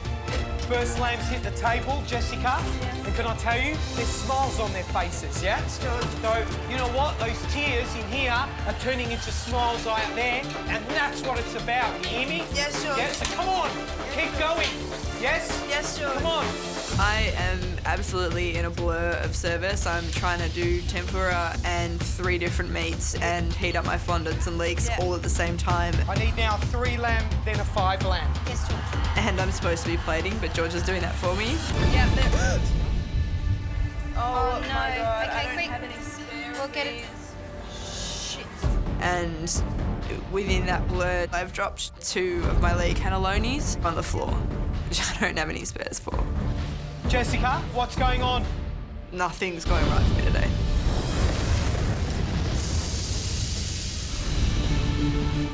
I need now 3 lamb, then a 5 lamb. I am absolutely in a blur of service. Yeah, Oh, no. my God. Okay, I don't quick. have any spare We'll of get it. these. Shit. And within that blur, 2 of my leek cannellonis are on the floor. Jessica, what's going on? I've only made 37, 1 for every person and the judges, so there are none to spare. I've got a problem. I just dropped 2 of my leeks and I don't have any spare. You need to make a decision what you want to do about that. Can you cut them in half, Jess? You either cut them in half, you don't serve it to the customer, you go and explain it to the customer, whatever. You make the choice. Yeah. That's what it's about, yeah? My only option is to serve a customer a half portion of these little cannelloni. Right, service, we'll take the barbecues out, yeah? So I'm going to take that dish out myself so I can apologise for the incomplete dish. I need to apologise to your table that you only have little half of your little leeks. I had some problems today. I thoroughly hope you enjoy the rest of it. Thank you. I'm really glad that I apologised because it was the right thing to do. But it's just the most embarrassing thing. That is the difference, yeah? And I'm proud of you, yeah? Because you stood up to your mistakes. That's what it's about, yeah? You did it. You hear me? You picked the hardest dish, all right? And I'm proud of you. Come on, let's go. The fact that George is proud of me today is definitely something to hold on to. Come on, Jess, last one, last one. That's good, Georgia. You support, yeah? Yes, George. It's a team. It's a team here, yeah? Yes, George. All right? That's what hospitality is. It's one big team. We look after each other. We support each other. It's about pride and dignity, yeah? Yes, George. I'm so glad I got through it. Service! I was under the pump the entire time, so I just hope everything had enough time to cook.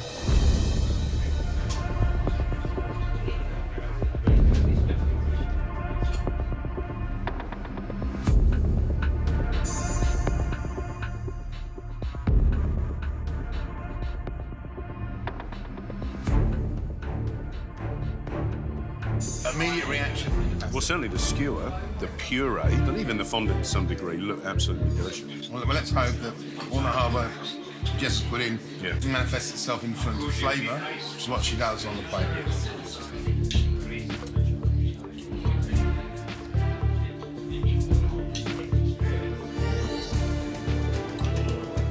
The onion is delicious, though.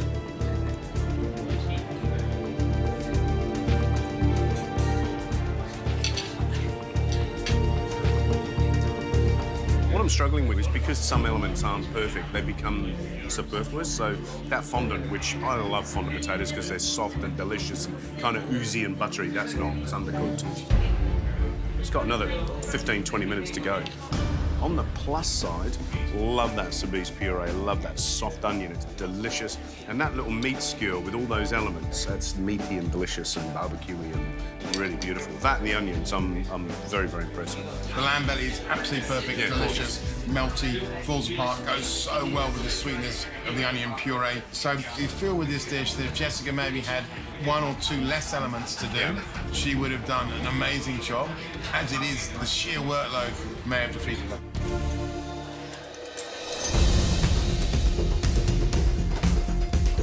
Had the lamb dish. It was very good. Potato was a bit under, but other than that, the flavour was good. We just ate the lamb. Delicious, delicious. The onion's beautiful, beautiful sweet. The tempura really made the dish. It's great. Desserts are about to start, yeah? I start plating up my desserts. I'm really happy with the way they're looking. The twills are looking good. How long for my desserts, Billy? 3 minutes, George, and may I please have the liquid nitrogen? Yes, Billy. It's time to make my snow with the liquid nitrogen, and I've sort of been dreading this point because I haven't ever used it before, but I'm really excited to try it. Billy, Yes, you sir. can do the nitrogen yourself, yeah? Okay, but you have George. to wear the goggles and the gloves, yeah? Feels so weird to put on these little goggles and the gloves and open this big canister of liquid nitrogen. Okay, squirt it gently, slowly. And then squirting the snow mix in there, I feel a bit like I'm in a lab rather than a kitchen. Ready? Just about, George. But it's really cool, and it's actually a lot easier than I thought it would be. So yeah, I'm happy with what I've made. I need crullés for 6. How long, Billy? 2 minutes, George. Good girl. I'm loving this. It's so amazing to be in George Calombaris' kitchen at the press club, cooking his food to serve to these, top chef diners. Come on, last one. That's it. Come on, Billy. Yes, George. Finish it up. Winning today's challenge would be huge. It would mean that I would have a spot in the semi-finals. How long on the 5? Come on. 5 seconds. This is it. Yes, Hey, George. they invented the marathon, the Greeks, didn't they? Yes, It's George. definitely a marathon today, wasn't it? Yes, George. I'm happy with my version of the creme brulee, but it just takes one element that's not right to send me into elimination.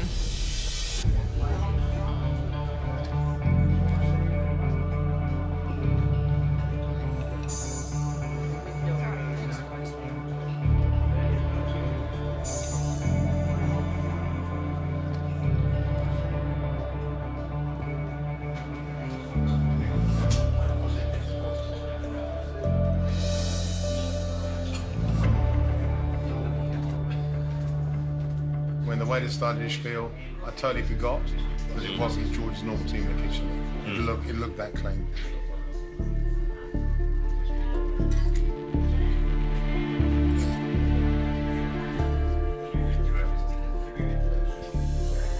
She's cut those plums well, hasn't she? Yeah.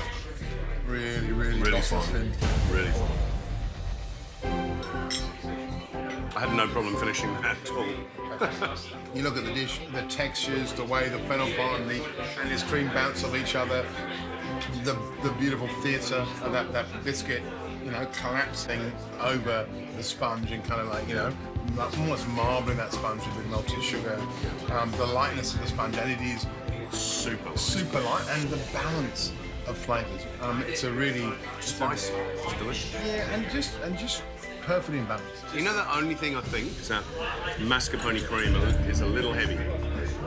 It's Yeah. almost on the verge where it almost Yeah. could be broken or split, but because it was hidden by that Yeah. little caramel crunch, I didn't really pick it up until I started examining it.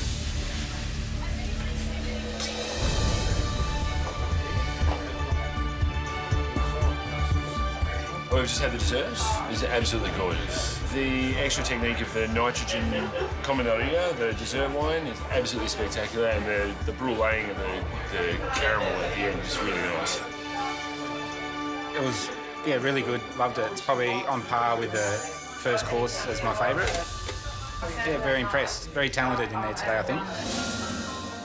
I'm so proud of the 4 of you. That was the toughest challenge I think you've been through in terms of, a restaurant challenge. In saying that, cheers, right? Cheers. This is a well-deserved beer, right? Even though I don't drink beer. I'm gonna have one with you because I need it as well, yeah? Well done, guys. Cheers. I feel proud and I feel like I did what I set out to do. I hope that I'm going to win. I'm so ready for the semi-final.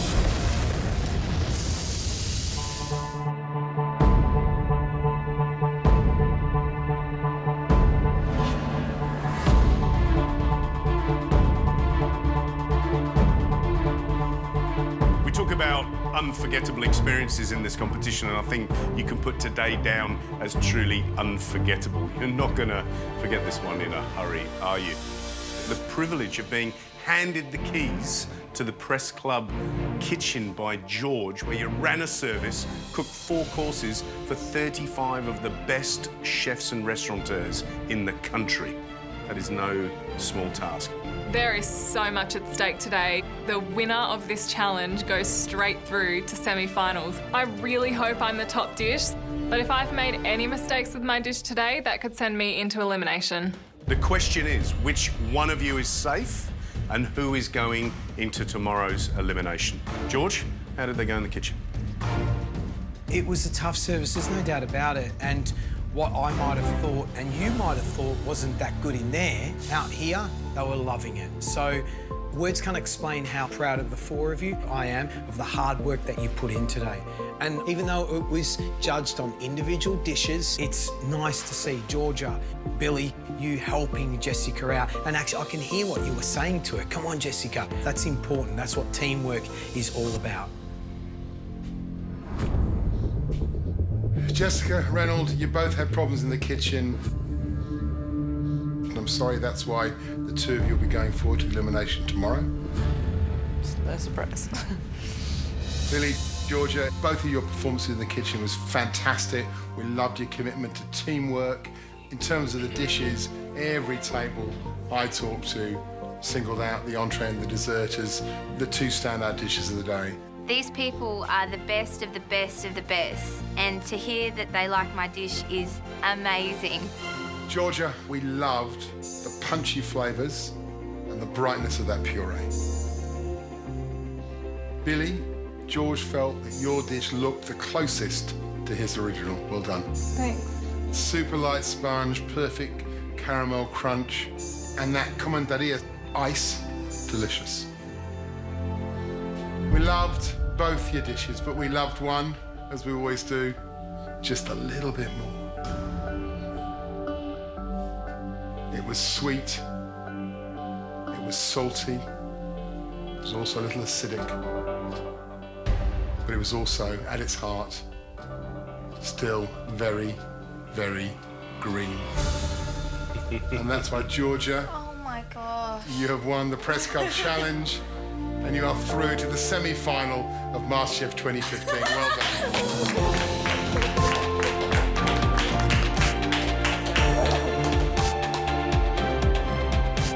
I'm safe, me, going through to the semi-final, and I actually can't believe it.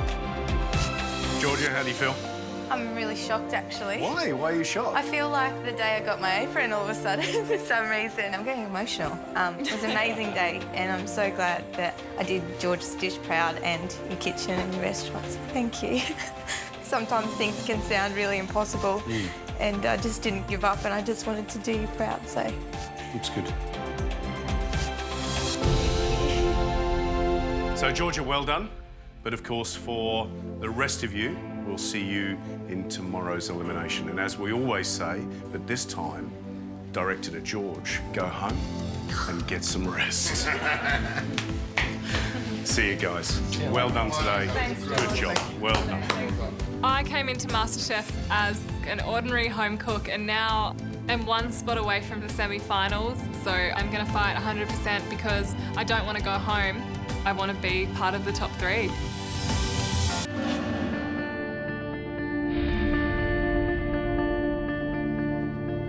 It's tough. It's getting really tough. It's been blood and sweat and tears throughout this whole competition. Yesterday was one of the toughest challenges I've ever been in. I love desserts, and desserts where I want to be. And my dream, pretty much, is to have a dessert bar. Oh, thanks. Wait, not jam. Yeah? I'm so relieved that I don't have to fight for my position in the competition today. So I'm cooking everyone breakfast so that they can focus on themselves, get into a good headspace and cook their best. It feels like the Last Supper. With only 4 of us left, you can really notice how quiet it is in the house. Not at the time.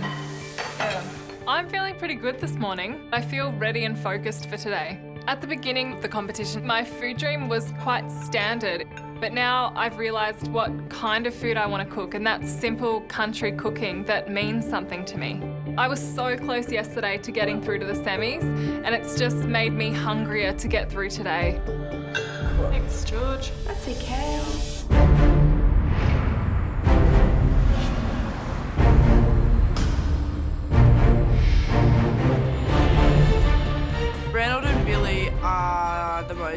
insane competition today.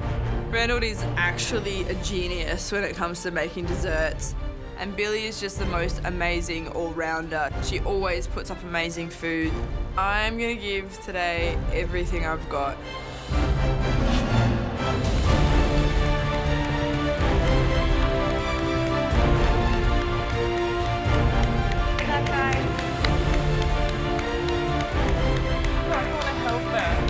Seeing Georgia on the gantry alone, the enormity of today's task really hits me, and I realise I just need to prove myself again today.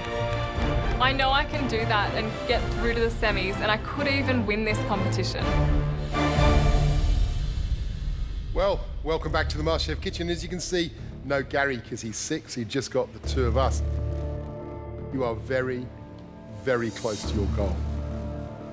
As good as your cooking has been all through this competition, and as amazing as your effort was in the press club yesterday, the reality is that for one of you, it all ends here, today.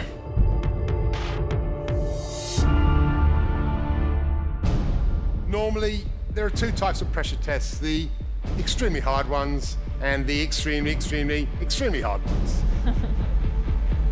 But today, we're adding a third type. Brace yourselves, because you're about to be stretched to your limits. Either you bounce back or you'll snap. You are the cream of the crop. You are the best of the best amateur cooks we could find, and it's beholden on us to bring in someone who is at the very top of what they do. From his early days, this Newcastle-born chef was destined for greatness. He worked a bank in Sydney, where he won the Josephine Pinier Award for the best young chef. He then moved to London and worked with the inspirational Philip Howard at the Square. There, he was named the UK's best young chef. 10 years ago, almost to the day, he opened his own restaurant in London. Within a year, he'd won his first Michelin star. He now has two and is knocking on the door of the third.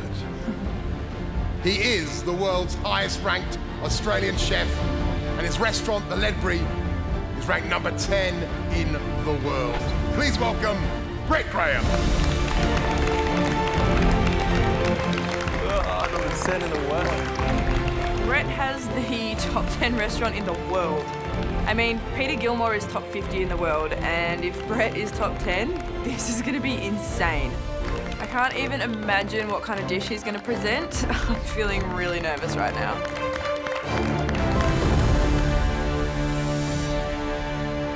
The accolades are like, what? Brett, welcome. Why do you think it is that Australian chefs have done so well around the world in the last decade or so? I think they've just got that great attitude and they really get stuck in and have a go. You know, I've got lots of great Australian cooks in my kitchen. My sous chef's Australian, and a lot of my other senior guys are Australians as well.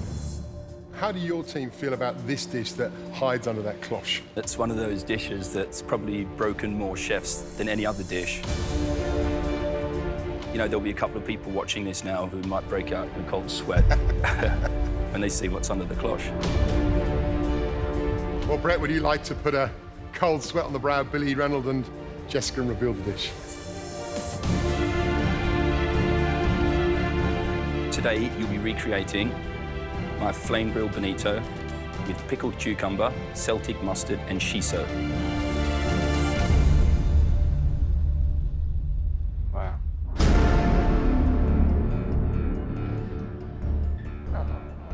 It's one of those deceptively simple ones. Always is, yeah. Wow, that looks incredible. Get close, get close. It smells incredible. Do you want to talk us through each of the elements? Yeah, so there's quite a few different elements there. This is the avocado puree, just seasoned very lightly with lime juice and salt. Pickled cucumber with apple juice, apple vinegar, and some sesame seeds. Then this is a tartare of the trimmings from the bonito. Inside there is cucumber, avocado, and shiso leaves. And then it's rolled around a thin film of cucumber jelly. So you have to roll that into a sort of a roll shape like that, so it's nice and neat. And the bonito is cooked in a pan until the skin's crispy and then lowered over the flames to give it a sort of flame-grilled feel on top. I'm just clocking everything on the plate. This dish is absolutely stunning and I want to make sure I get every detail right. Looks absolutely spectacular, looks amazing. I'm just wondering what this little crispy bits are. Oh, there's some little fried shallots. Okay. Do you want to taste? Absolutely. It looks amazing. Dig in.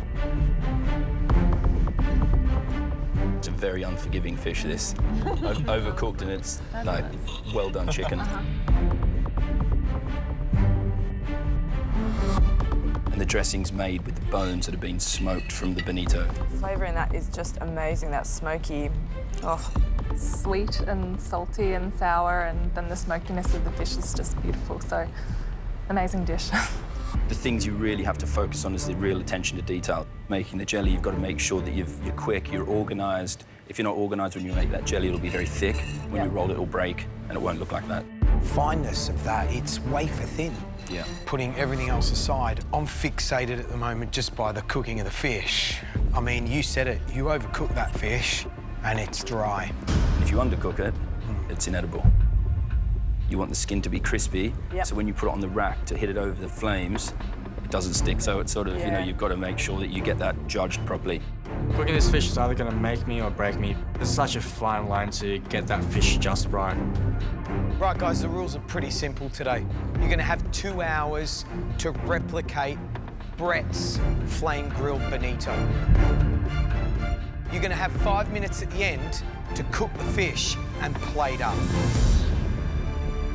My whole MasterChef journey could come down to 5 minutes of cooking a piece of fish. I'm so nervous about getting it wrong. We'll be judging your dishes on how closely they match Brett's on taste and looks. Brett, would you like to get them going? Good luck, guys. Your time starts now. Go, guys. Go on, guys, let's go. Come on, Reynold.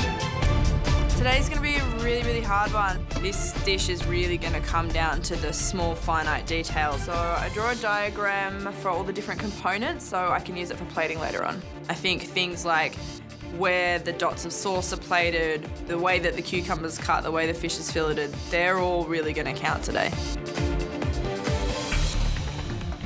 I'm sorting through the ingredients and I realise we've only been given one fish. I've got to be really careful. If I ruin this, then I won't have a dish. The first thing I get onto is gutting the bonito. If I mess up this fish, I'm definitely going home today, so I'm going to take my time in getting this fish right. Reynold, sketched Brett's dish. Yeah, it's in my head. It's in your head? All good. Okay, brilliant. Good, confident. I like that. Yesterday was tough. I mean, I did about 20 whitings. Reynold, just get your hands in there.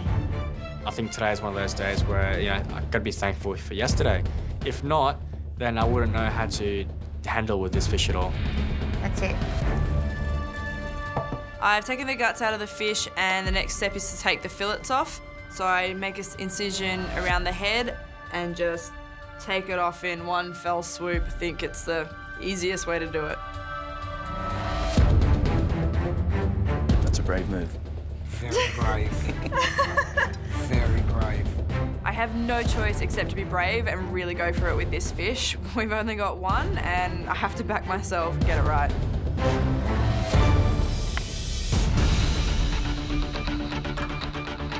I'm filleting the fish and I'm just being really slow and careful to get it right. You only get one fish, yeah, Billy, so just be really, you know, I don't want to scare you, but breathe, think about the anatomy of the fish. Yeah. Yeah. I'm feeling frazzled. I usually do well in pressure tests, but the enormity of this task is just throwing me off. My place in the competition is at stake today. 10 minutes in, guys. Thanks, George.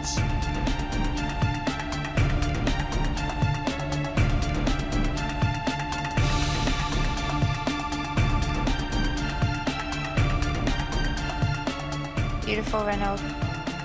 As I'm filling the bonito, I'm feeling pretty okay. I just got to keep moving. I mean, I've got a lot of stuff to do. You happy with that? Yes. Yeah. Yes, sir.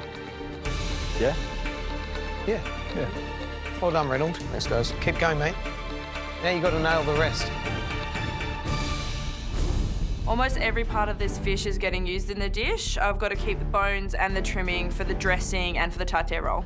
So once I check for all the bones, I get the fillets nice and trimmed up and pop them in the fridge to be cooked after time's up. Now I need to make the pickled cucumbers. So to make pickling liquid, I put some vinegar, water, apple juice and dill into a blender, process it till it's all nice and smooth. And now we have to chop the cucumbers up. Brett cut his cucumbers in a particular wedge shape, so I want to emulate that because that's the task at hand today, really. I know that presentation and detail aren't always my strong point, but we are all neck and neck and the tiniest thing could send us home. So I've sliced up the cucumbers into little wedges and they go into a vacuum bag with a couple of tablespoons of the pickling liquid and then just set aside to pickle until we're ready to plate.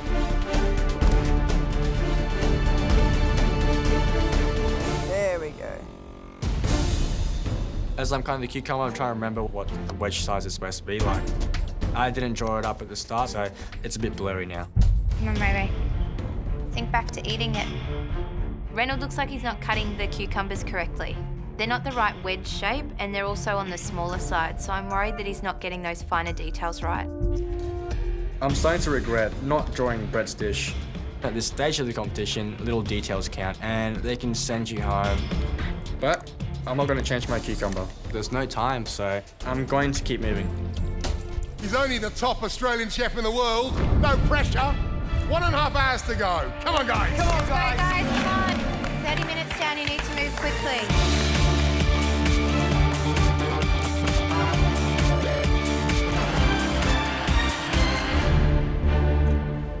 Let's go, Billy. Billy is just way behind the pack. She's spending way too much time on the fish. Come on, Billy. Go, go, go. I feel like I'm moving at half speed, but it's a 2 Michelin-starred dish, and with one of us going home, the pressure is immense. I know I need to move on, but I need to do this properly. I'm really worried for her. Jessica and Reynold have already moved on. There's so much process still left to do. If she doesn't get cracking, she might not finish the dish.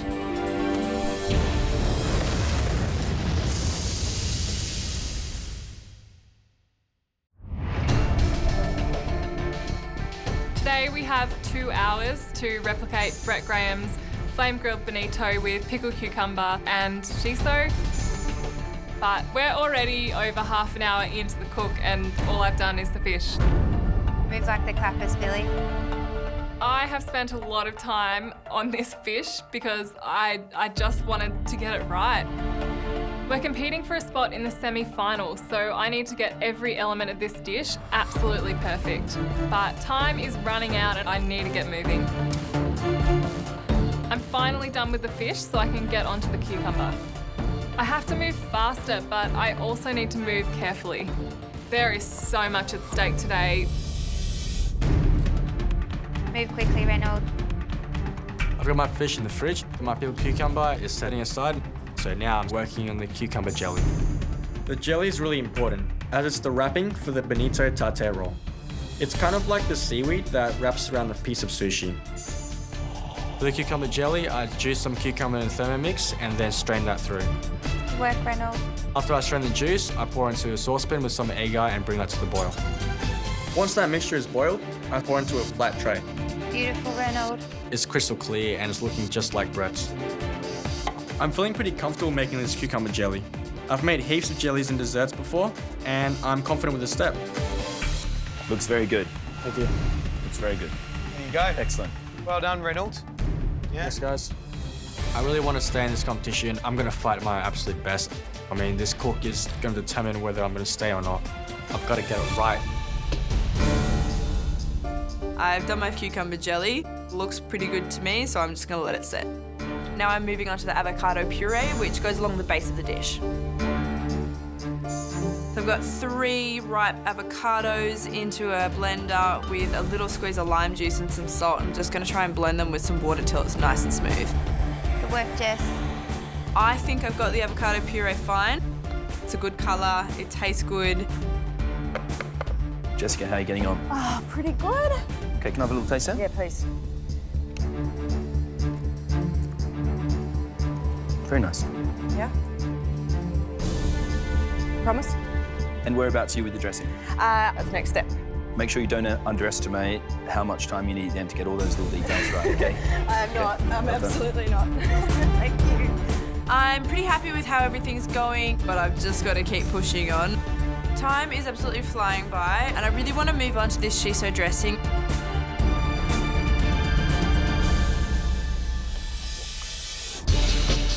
Oh yeah, that worked. Good work, Billy. Keep moving. Yep, thanks, George. I feel like I'm behind in time, so I'm starting to multitask. I've got my cucumbers pickling and I'm blending the other cucumbers for the jelly and I'm chopping up my avocado for the puree.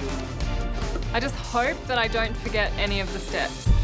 Doing really well, Billy. Just keep moving, hun. What do you reckon? They're nearly halfway. They've got to get this dressing on. They need to smoke these bonito bones to get some flavour into this dressing. If they rush that step, it won't taste right at the end. You've definitely set them a really tough task because you know what? Time is slipping away and they've still got so much to do. Guys, 1 hour down, 1 hour to go. Come on, let's move.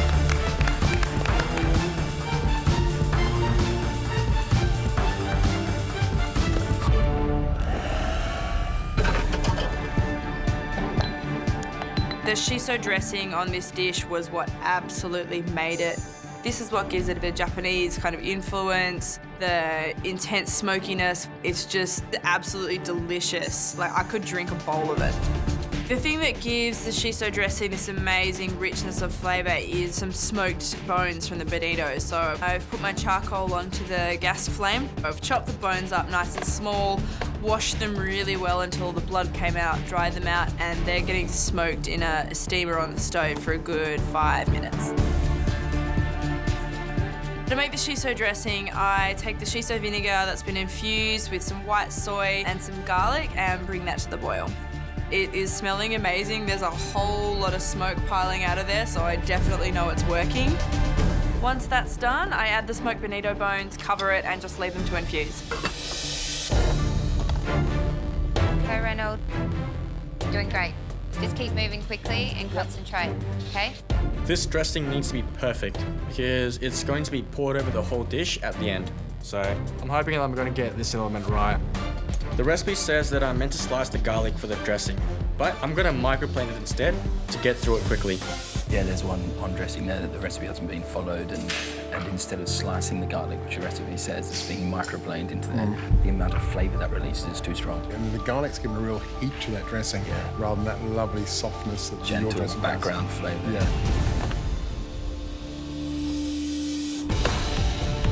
Work, Billy. I'm slowly getting into the swing of things and my multitasking is starting to pay off. I just need to keep working at this pace.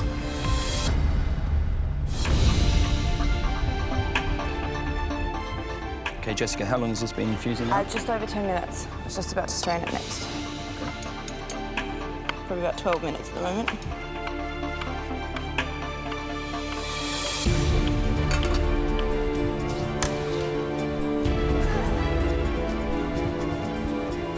Nothing. You know what's on the line? A place in the semi-final. Half an hour to go. Come on, push. Let's go, guys.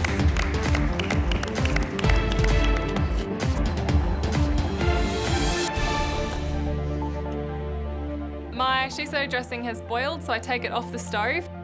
So now I need to grab my bones to put into the dressing. But I look into the bamboo steamer and they're not smoked at all. Is your flame on? I look underneath and the gas flame's off. If I don't get this smoke going again, it means the dressing won't have that smokiness to it. The dish won't work. Is your flame on? Just when I thought I was making up time, I realised I haven't turned my burner on. My bonito bones haven't been smoking. So I turn the flame on, which is simple enough, but I've lost valuable time. Every minute counts, and now I'm really up against it. It'll get there. I don't want to give up, and I don't want to let the stress get to me. I just need to dig deep and push really hard if I'm going to get everything done. that I've finished making my shiso dressing, I really need to move on to these little tartare rolls.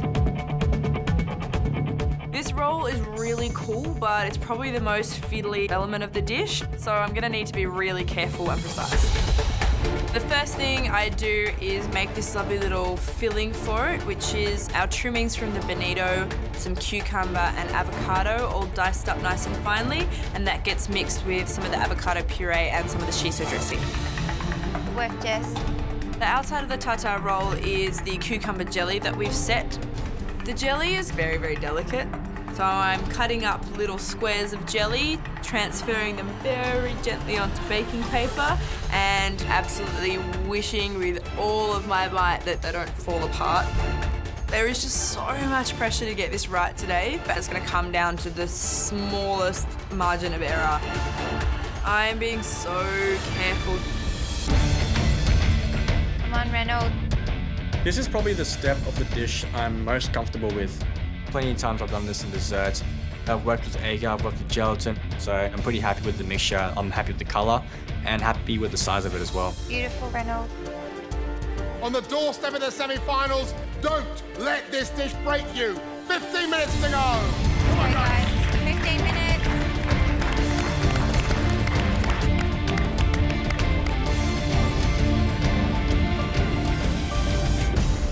There's only 15 minutes left, so I really need to get started on these little elements that are the finishing touches for the dish, starting with these little crispy shallots. Something as simple as making crispy shallots is never as easy as it seems. If you fry them at too low, they'll go greasy and yucky, and if you fry them too hot, they can get too dark and bitter really quickly, so very important. So I'm trying to get them to a nice kind of golden brown colour that Brett's were. What's happening with these shallots, Reynold? Yeah, they're frying. They're fine? Yeah, getting there. Okay. I'm making my crispy shallots and I feel like I'm on track. I mean, there's not much time left to go and there's a lot left to do with all these finishing touches. I'm getting there. Time is running out and I'm just racing to get everything done. Good girl, Billy. Get it in your dressing. My bonito bones are finished smoking, so I put them in the shiso dressing and set that aside and start wrapping up my tartare rolls. I'm trying to be really careful, but I just want to work fast and work hard. My roll isn't as round as Brett's, it's a little bit misshapen on the edges, but I don't have time to worry about it. I've just got to keep moving, there's a lot to do. Guys, 5 minutes, come on! Move!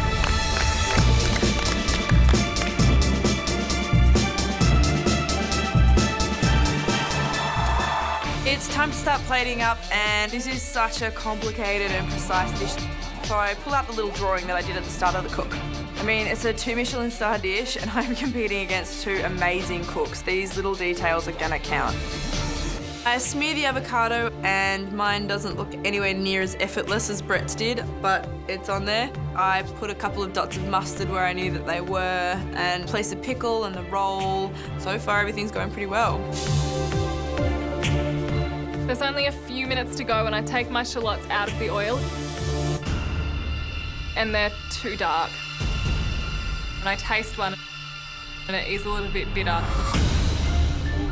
I think my oil is a little bit too hot, so I'm going to take it down and try and cook them a little more slow. It's another setback and I don't have long left at all. But I know that I can do this. I just need to keep motoring on. Reynold, don't forget those breadcrumbs. Yeah, I've got it with me here. You've got them? Yep. Good, good. I didn't draw a picture at the start. As I'm plating up, I was trying to remember, trying to envision what the plating was like. You still remember what it looked like? Yes. Bit of hesitation there. Yeah. Hope it's all right.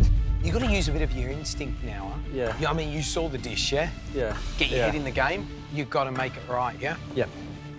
Come on, mate. I'm starting to regret the fact that I didn't draw that dish up at the start. But I'm pretty happy how it's all coming together. I reckon it looks pretty good on the plate. Check off everything. Make sure you've got all the elements.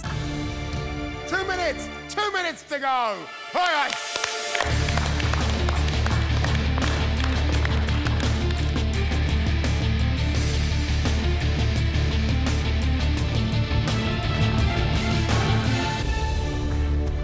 To go and I grab my second blot of shallots out and they're looking better now. Good work, Billy. I'm a lot happier with the shallots. I didn't want to put burnt ones on the plate because that's one of those fine details. Everything's sort of coming together and I have all the elements done. Now I just need to get the dish plated up. This is it. Last little finishes. Remember every element. 1 minute to go. Come on. Bonito fillet. She said dressing, pickled cucumber, tartare roll. I feel a bit strange, really. The cook's gone really well, I've got everything finished, but I know that the last 5 minutes of that cooking of the fish is going to be absolutely the crux of this challenge. 30 seconds, come on! I'm done. Was your cucumber, Reynold? Oh, yeah. Thanks, Georgia. I owe you. I've just remembered the pickled cucumber, but I can't remember how many pieces are actually meant to be on the plate. This is it! A spot in the semi-final! 10 seconds! Is it 1 piece or is it 2 pieces? I just don't know. 5, 4, This could make or break it. 2, 1. That's it! Congratulations. Well done, guys. Congratulations. Great work. Well done, guys. I managed to get everything finished. I used every piece of energy and belief in myself to get through that cook. How'd you go, Ray? I don't know how much pickles to put on it. It's supposed to be 1, wasn't it?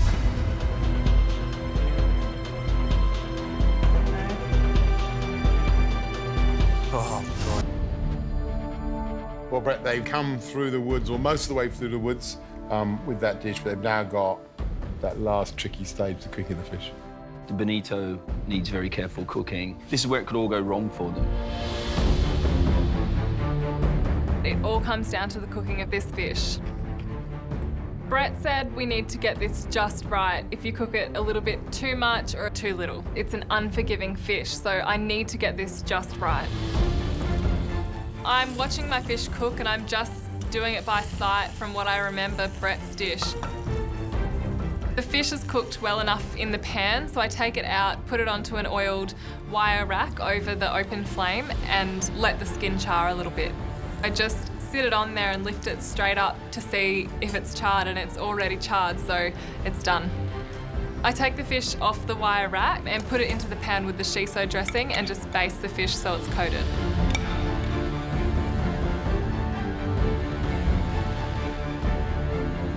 The recipe says to add some more dressing on the plate at the end, but I can't remember how much.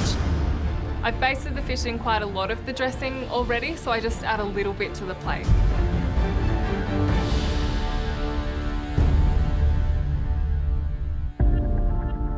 I struggled today and I was behind the 8 ball, but I got everything up and I'm proud of the dish I'm presenting to Brett.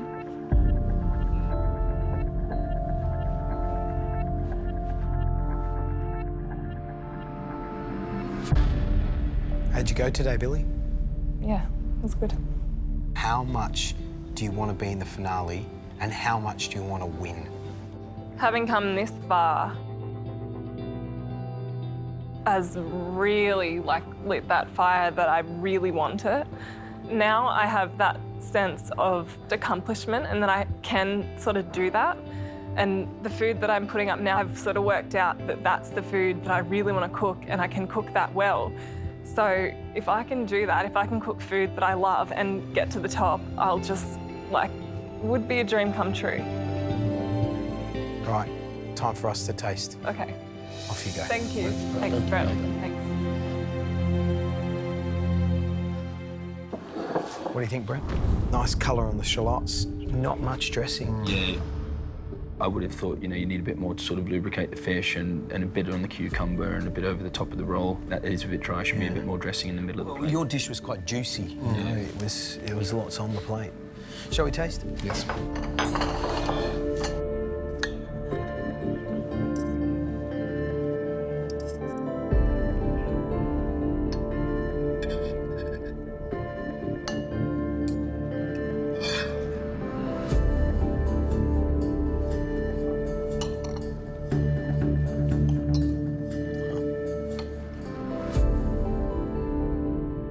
How well cooked is that fish? Beautiful, spot on. She's cooked exactly right on one side, Into the dressing.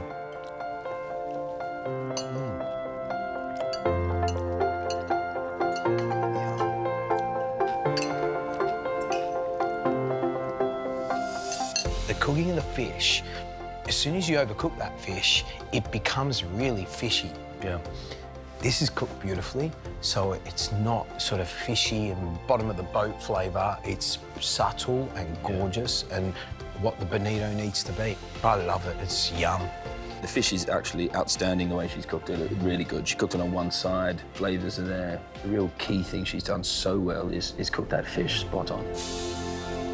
For me, the two things about this dish are important. One is the sauce to put it together, and two is the cooking of the fish. And the cooking of the fish is, you know, excellent, perfect, spot on, bang on.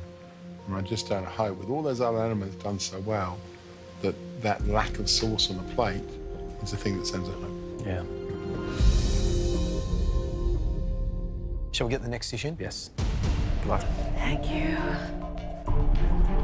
It's crazy how close this feels today. The cooking of the fish is so important to this dish. Doing this right is just the absolute be-all and end-all. Fish needs to stay on the open flame just till the skin starts to char, but I've never cooked fish like this before, so I'm just going by instinct and I hope it's right. I've taken the fish off the grill and I'm trying to ease it off really gently, but it has stuck, which is the last thing that I wanted to happen. I'm absolutely terrified of it falling apart. If the fish breaks, that's, you know, doesn't matter how good anything else on that plate is if the fish isn't right. I'm trying to be really gentle with the fish to try and get it off this rack, but it has stuck. I'm absolutely terrified of it falling apart, but it has to get off and onto the plate. I've torn the skin. Everything was going so well, but every detail counts and this could really cost me. But I just need to keep moving now. So I gently place the fish on the plate and give an extra spoonful of that yummy dressing because I remember Brett's having a big pool in the middle. Hopefully it tastes good.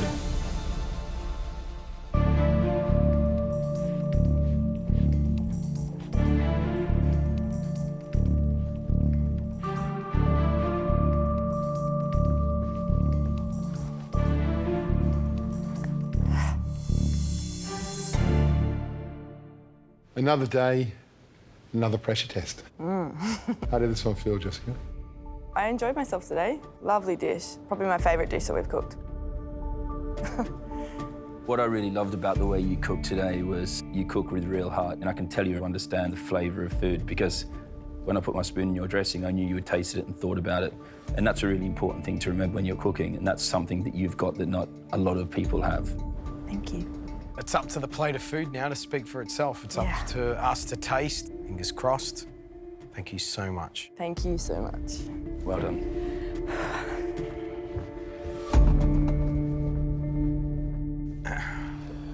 Wow.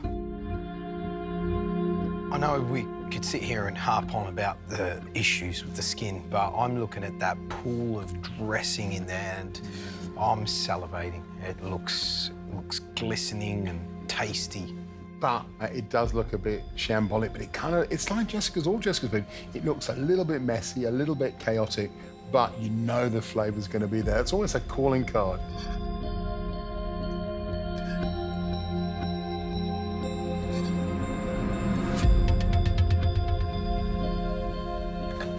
That's beautiful.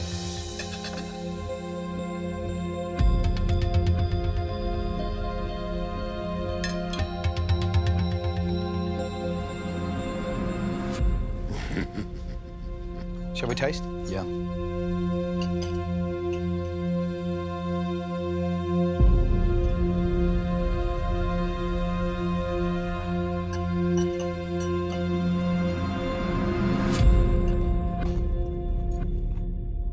Oh, that sauce is just spectacular. It's kind of smoky and rich and sweet and got that just amount of right acidity to balance it. And that's an absolute smash.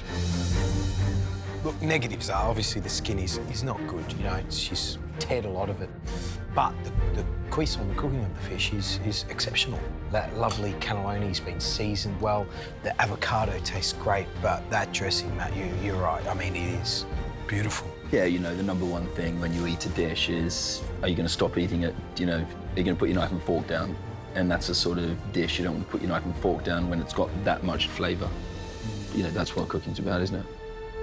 Another great tasting. This is going to go right down to the wire, I think. Good luck, sweetie. All right, let's do this. I feel like I did well in the cook so far, but if I want to place in the semi-final, I'm gonna have to cook this fish perfectly.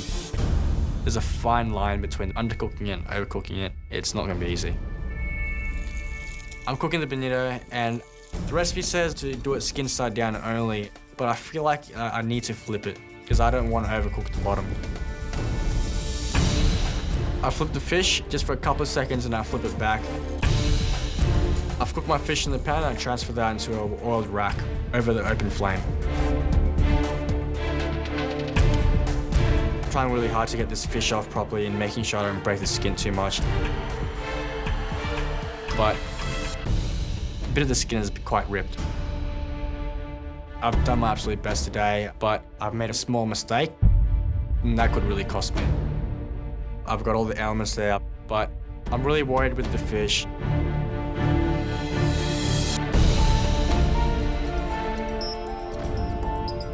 This is the very last pressure test of the competition, and it's pretty scary because this could be my very last day in the MasterChef kitchen as well.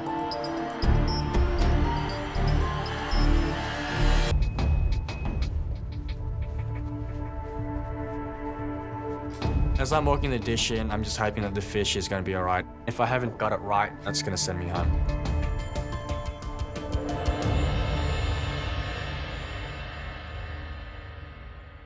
You've done amazing things. How important is it to you to stay rather than to go now? At this point in the competition, I just want to pretty much, I want to strive for perfection now, just like do well. I want to be the best that I can be as well, and I want to put up food that is spectacular and, you know, put smiles on people's faces. My food dreams to have a dessert bar. I want it to be one of the best dessert bars there is. Do you feel obliged, I guess, to be the best? Yes, yeah. I'm hard on myself for a reason because I really want to keep improving. I want to get better and better every time. I just want to keep going. Because I love it. Reynold, this is it, man. It comes down to what you've put on that plate and how well you've replicated Brett's dish. Yeah? Thank you, Reynold. Thanks, guys. Thanks, mate. Well done. Brett, what do you think? Yeah, I think it's a pretty good effort. I mean, he's had trouble with the skin there. Yeah, well, the skin's come off. He's put 2 pieces of cucumber because he realised it was too small. But, you know, as I was tasting all the elements of the dish in the kitchen, it all tastes good. It all looks good. Well, let's find out how it goes together.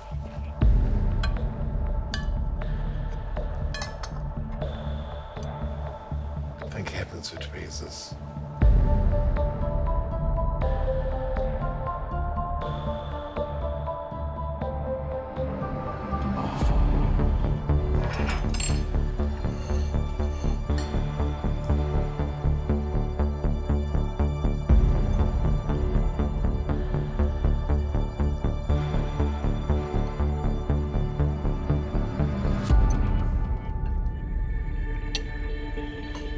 In terms of the cooking of the fish, Brett, how do you think he's gone?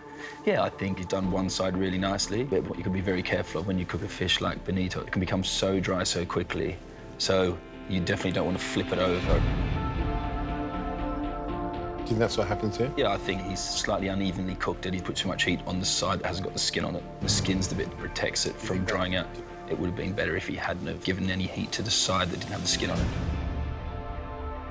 Well, I'm pretty proud of him. There's so much to love about Reynold's efforts, because for me, it is jam-packed full of yummy flavour, and that jelly is so fine, and his pastry skills have come to the fore because it's wafer thin, and that's what it needs to be. It shouldn't be this sort of, you shouldn't be tasting jelly. It should just be there, just holding everything together, and then bang, you get all that creamy, sort of tartare-y stuff in the middle. It's a delicious dish.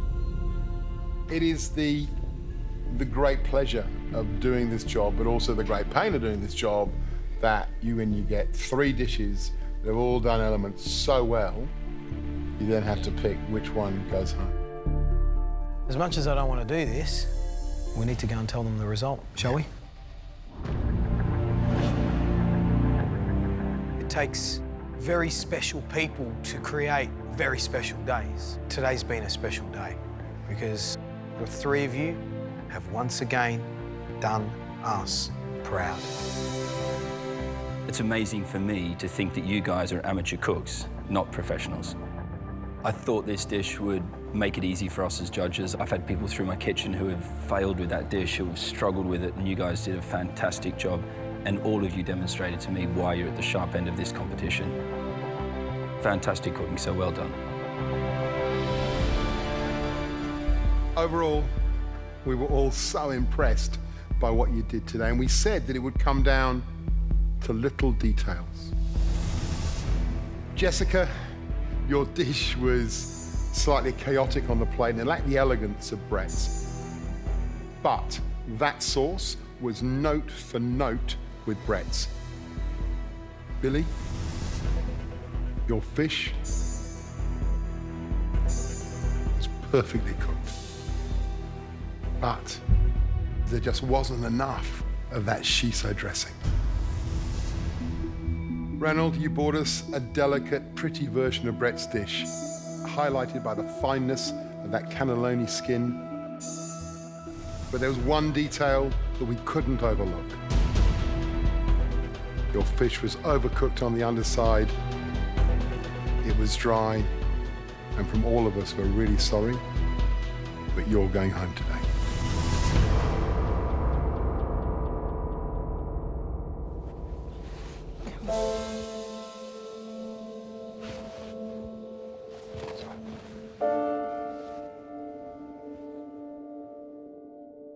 Reynold. Sorry, mate. Your life begins when you walk out those doors. You can be the biggest and best pastry chef of this country. You've got this rare talent. At your tender age, there's not many other pastry chefs out there doing what you're doing. So where you might struggle with a bit of fish cooking, trust me, a lot of us struggle on the side that you master brilliantly. How many desserts do you think you've created and plated up while you've been here in MasterChef? Probably more than 15, probably. A lot more than 15, mate. Yeah. Exactly 27. Wow, really? What's your name? Reynold. That is the best dessert in a judge's audition. Blood orange granita, salted caramelised popcorn, toasted coconut shavings with a chamomile ice cream. Oh, yeah, baby! That is the best quenelle I've ever seen on MasterChef. What? I call it the forbidden fruit. Oh, yeah, man. The beginning of week 2, and you're putting up food like this. Yeah. Oh, yeah. Oh, yeah. Doesn't it look good? It's a chocolate log and raspberry liquid centre. This is unbelievable. Balsamic and citrus. I love the balsamic. The balsamic just kind of gives a little tap to the curd. This guy is an amazing pastry chef, and we're going to watch him. Apple and caramel. I reckon that is one of the best looking desserts we've ever had on the show. I'm talking about from professionals as well. This dessert makes me feel we're sitting in a really expensive restaurant. You're kind of the favourite. Coconut with passion fruit and pineapple. It's cold, it's hot, it's sweet, it's creamy, it's everything. Things in coconuts. We love them. 10 out of 10. 10 out of 10. 10 out of 10. 30 out of 30. The perfect score. You're the king of desserts in this kitchen. Chocolate ganache with orange jelly, tempered chocolate, honeycomb and rosemary ice cream. The amount of work that you have done in 90 minutes is extraordinary. I'd employ you. You've left a legacy here that we will not forget. You are the best amateur pastry cook that we've ever had in MasterChef. You are marked for greatness, mate. You don't walk out of here disappointed whatsoever. You walk out of here with your head held high. The world right now is your oyster. Thanks, George. This whole experience has been the best experience of my life so far. It's like my second home. Feels like it. Reynold, you can be the best. Go out those doors and start. But now it's time to say goodbye.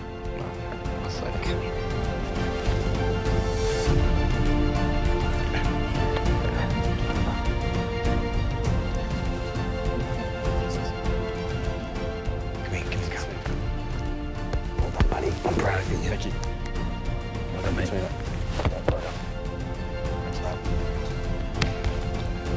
Go get him, man. All the best.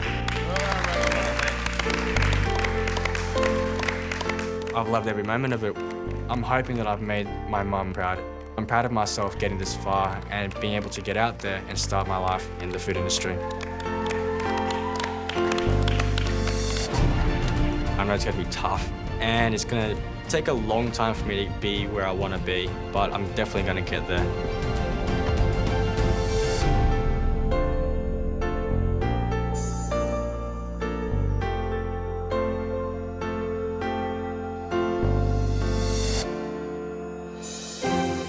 Well done to the three of you. Georgia, Billy, Jessica, you are our top three.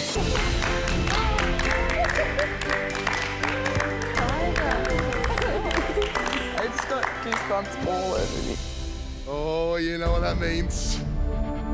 Next week, you cook in the semi-final of MasterChef 2015.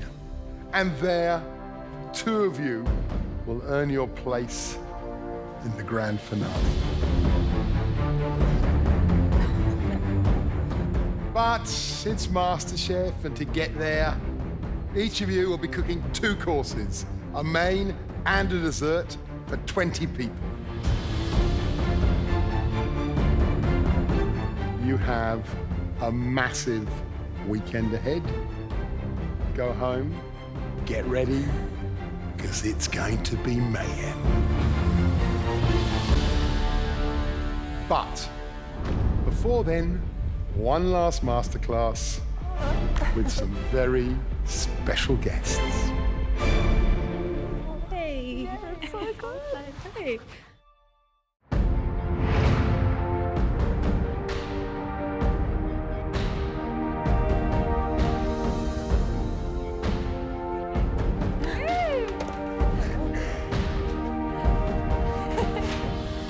Welcome to the last masterclass of 2015. Awesome. Amazing. Well, what a week it was, huh? Finals week, and you survived. You know what's weird though? This is a very unusual masterclass because this is the first time ever that we have outnumbered you. Now that seems a little bit wrong, so we invited a few friends to join us. Just have a look, they're just behind you.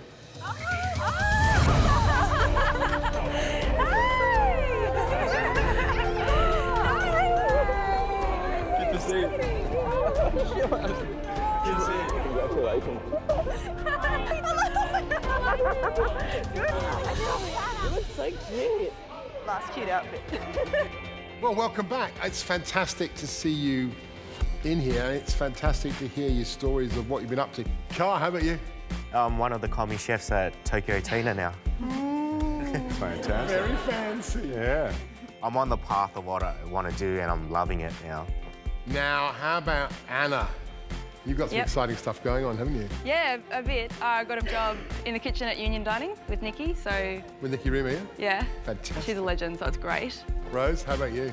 Yeah, busy. We bought a space and we're opening up our coffee shop and... Yeah, it's really exciting. Fantastic. We're pretty much, we're open. And you're doing that with your mum and your sister, yeah? My mum, my brother and my sister, it's a dream come true. I'm just, it's definitely the best thing that's ever happened. And outside of doing this, I just can't believe that I'm doing it. Like, it's amazing. I love it. Yeah, it's really good. Right, let's get started. We're going to have some fun today. It's not a traditional masterclass. There's going to be a relay race where the three of you will take on the three of these guys. You know how I feel about that? They are so competition ready. It's unbelievable. I think Gary's a wee bit nervous. That's I am always good nervous. to hear. We're also turning the table on George and Gary with a mystery box. Right, Jessica, Billy, Georgia, you've given me a hand. You've chosen the ingredients mystery box. So, Georgia, do you want to go and get the terror that awaits Gary and George? Yes. The rest of you, grab a chair and we'll watch the mayhem unleashed. Let's go. Oh.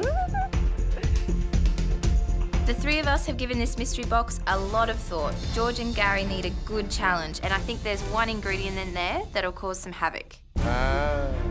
All right. I want to know, have you been kind, Billy, Georgia and Jessica? Thank you. You haven't? Yeah, there's some good stuff in there. Who's been the kindest? Probably Billy. Billy, I knew that's why I liked you. Yeah. And who's been the meanest? A mixture. Are you serious, Georgia? Maybe. Right, that's it. Just remember that next week, yeah? Gentlemen, you may lift your lid. Go. Oh, are you kidding me? Yeah. Serious?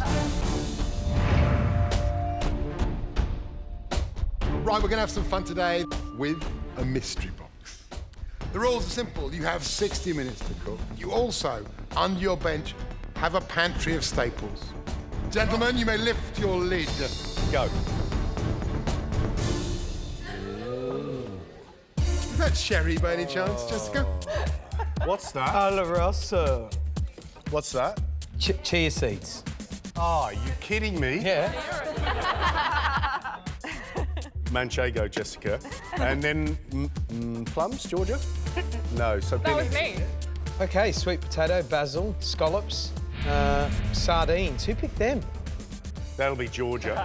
I chose sardines because I know from the auction elimination challenge how tricky they are to work with. That one's ruined. And I'd love to see what George and Gary will do with them. So you could pickle those? Yeah.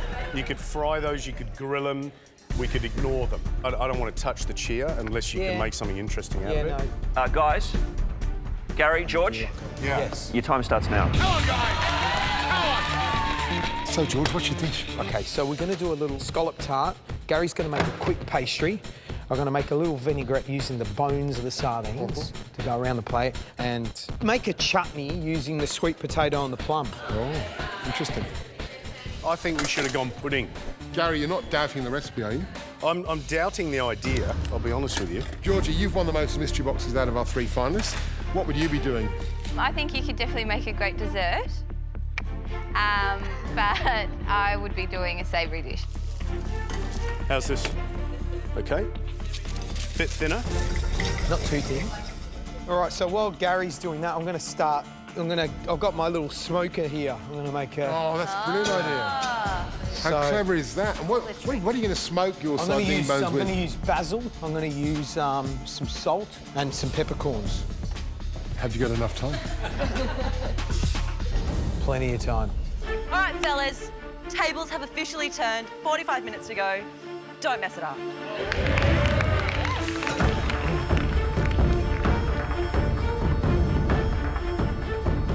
Pop those in. What exactly are you doing in the pot here? I'm just trying to get a chutney. Plum and sweet potato chutney? So I want to cook it down, get some caramelisation. I'm going to add some sugar and hit it with the Oloroso. So, boys, tell me what the dish is. It's a scallop tart. Right. Yeah. Okay. Interesting. But lads, we've seen scallops and plums before in a And it's challenge. hard, isn't it? It's hard. Because how do you make that work? Does it work? That's the big question I'd be asking myself.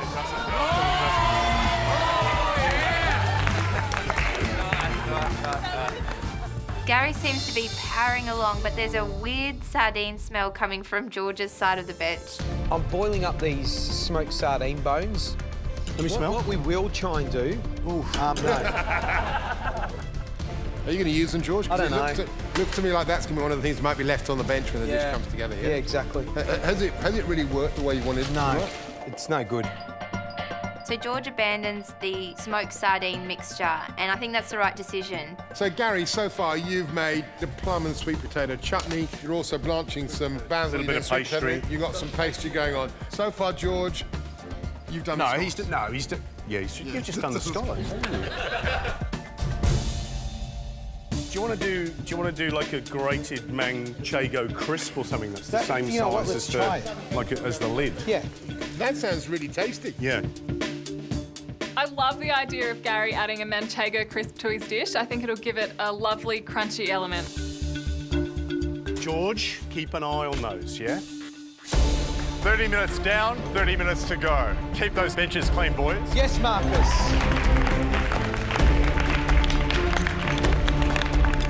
Yum. Reynold? Yes. What would you have done with this mystery box? Savoury or sweet? Mystery box seems a bit tough, definitely right? Sweet. Yeah, maybe like a little nice, just simple plum tart. Yeah, maybe for savoury, I might do like crisp up some sweet potatoes, do some scallops with it as well. Just keep it really simple. Oh, nice. Do you want to borrow him? Yeah, absolutely.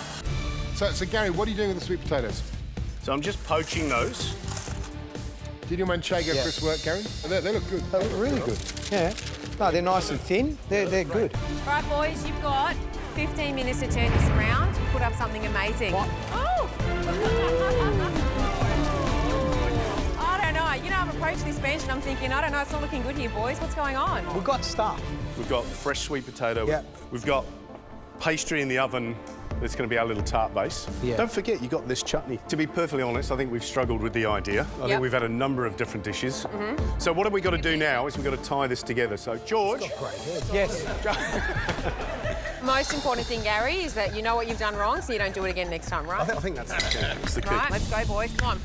You got it. How long have we got? George, Gary, you got 2 minutes to win it. Come on.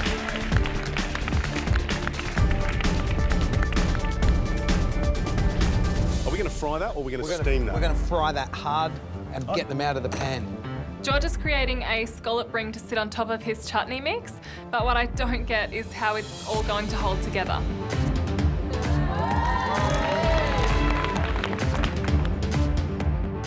This is the big test now. You have to cook that scallop in the pan and then somehow hold its shape as they turn it out. Come on, do it.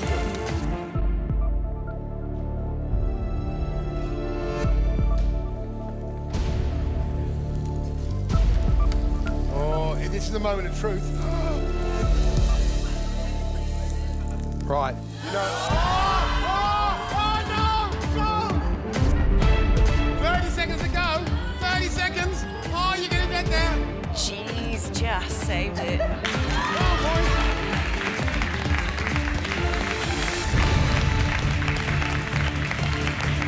It's that time again. 10, 9, 8, 7, 6, 5, 4, 3, 2, 1. That's it. Step away from your benches. No, time. Oh, time.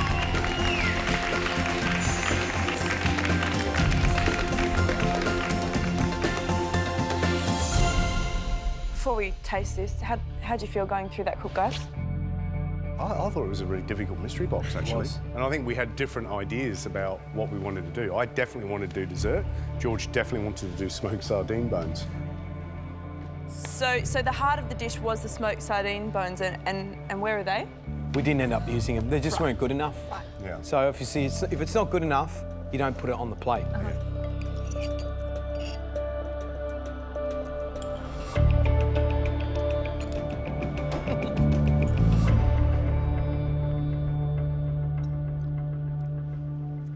I really quite like it. The chutney's quite nice.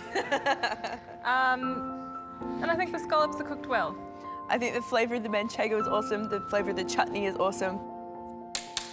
There is no doubt that this dish shows that you both have what it takes to make it in this competition and in this industry. Congratulations. Our dream is still alive. Thank you. Thanks, Billy and Jessica.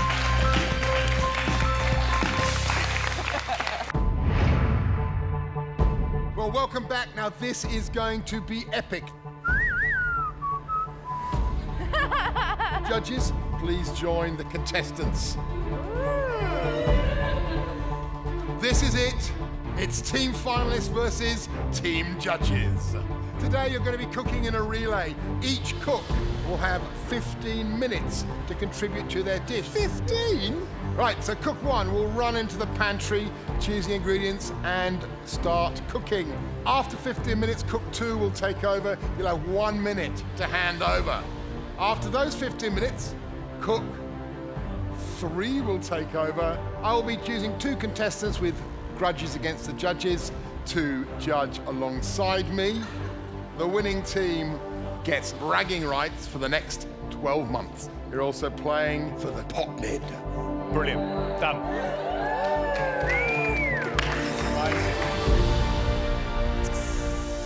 We give you a minute now to confer. Decide who's going to cook first, but not what you're going to cook. I'll go first. How about that? I'll go first. I'll run in and grab some stuff. Do you want me to go? Yeah, you go. Okay, I'm just choosing what we're cooking. You go for it. So, Georgia, Gary, are you ready? Your 15 minutes of cooking time starts now. Go, Gary. Go, Gary. Go, Gary. Oh, here we go. What's Georgia going to come out with? What do you reckon she'll come out with? Sweet stuff. Oh, Sweet. Dessert. Yeah. Because she knows that they won't do sweet. What's nice? I know I want to do a dessert, so I'm grabbing all kinds of ingredients. I think it plays to all of our strengths, and I'm going to use Japanese flavours, which is something that I know Jessica's really good at. So, what's Gary going to come out with? Oh, I reckon the chicken. He loves chicken. Chicken will play into your hands, Shannon. You love a bit of chook. I love a bit of chook. I love the classic roast chook. Would be good. Oh, God. I don't know where anything is. Garlic. Where's the carrots? Do we not have carrots in the pantry? Carrots! Maybe a potato dish? Potato would be fantastic. Some sort of crispy potato. Oh. Is there time over there? Georgie, you're not helping me. No. Why not? Because it's competition. Leave her alone, Gary. We're just chatting in here. Oh yeah, we're having a cup of tea. Yeah, definitely the judges' reputation's on the line today. Like, we're used to it. We've been doing this for months. They, however, haven't. So, yeah, it's definitely going to be a bit of a push for them.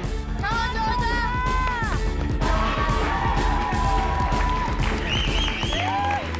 Go, Georgia! Go, Georgia!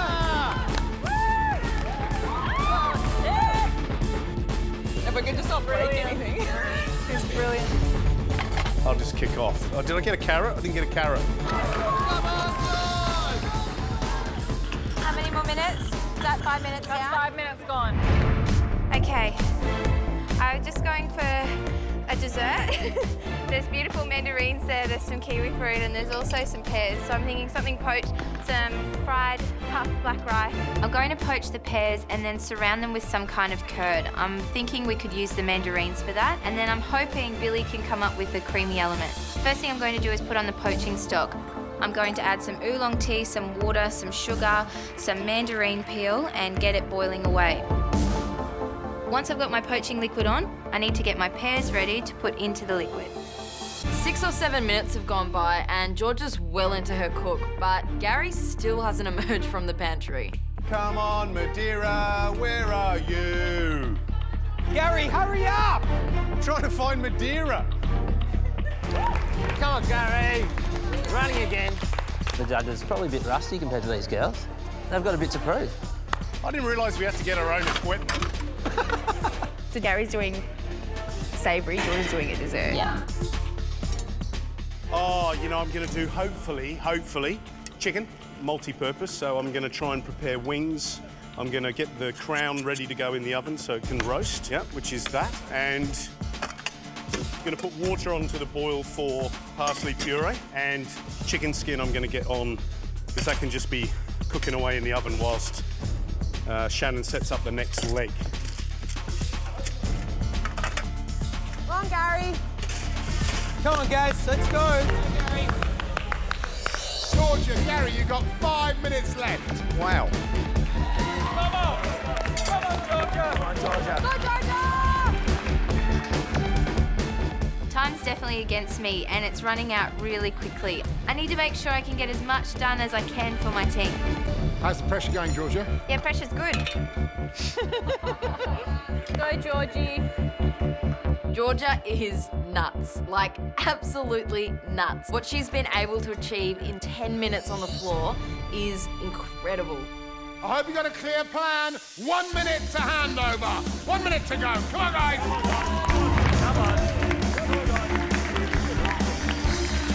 He'll cook it like, yeah, he cooks it one side and he'll cook the other, and then he'll put it in the oven on its side. Yeah. Really? Yeah. And he puts it on its side and it keeps all the juices so the breast doesn't go dry. Oh. Yeah, come on, guys. Come on, guys. Yeah. You want to put a timer on that chicken? I don't have a timer. You've got it? 10 past. The next thing I need to do is measure out my ingredients for a mandarin curd. I'm going to use a Thermomix. I've done it before and it works really well. I measure out the mandarin juice, the mandarin zest, the eggs and the sugar and pop it in so Billy, who's cooking next, can start it.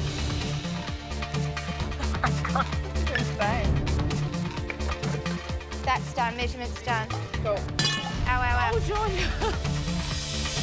To add texture to the dish, I'm going to do some fried black rice. I'm going to put the black rice into some hot oil, let it puff, and then pour it out.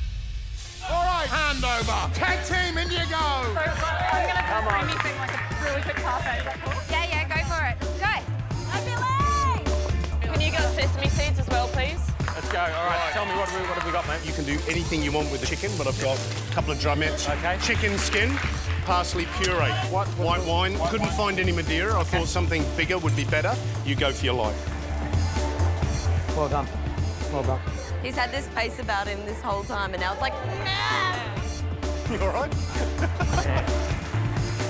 I'm working through the plan at the moment. We've got a chicken in the oven, 2 minutes on the skin, and that's about it at the moment. I've got a bunch of parsley.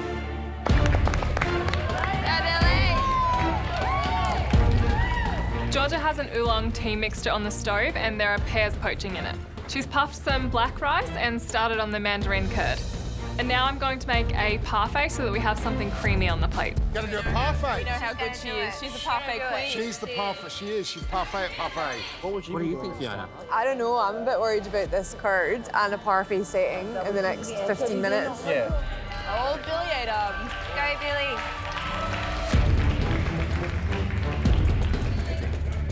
How long have I got? Billy is insane. She's like octopus arms Billy. She's whisking with one hand, plugging something in with the other hand. She's got cream and she looks so good. Cream, hand blender, 2 seconds. Billy is going like a train. I've got to make parsley puree.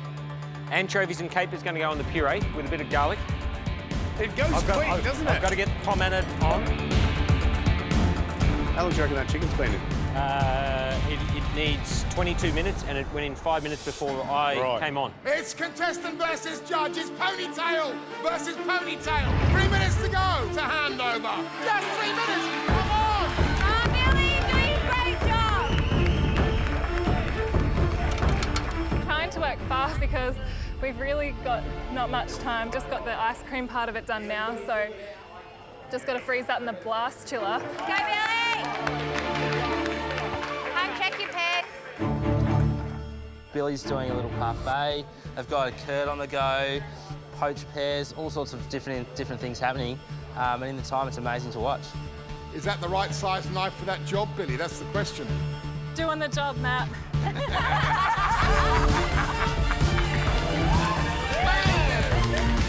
She's answered back an awful lot since she's been in the top 4. Yeah. We suddenly started. She seemed quite nice at the beginning.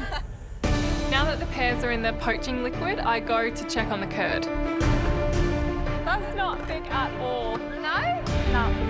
I can't believe it. That recipe has never failed me before. How runny? The curd's not thick enough. George, Jessica, are you ready for handover? You ready, George? Yes, Matt. Your handover starts now. Go, Georgie. Okay.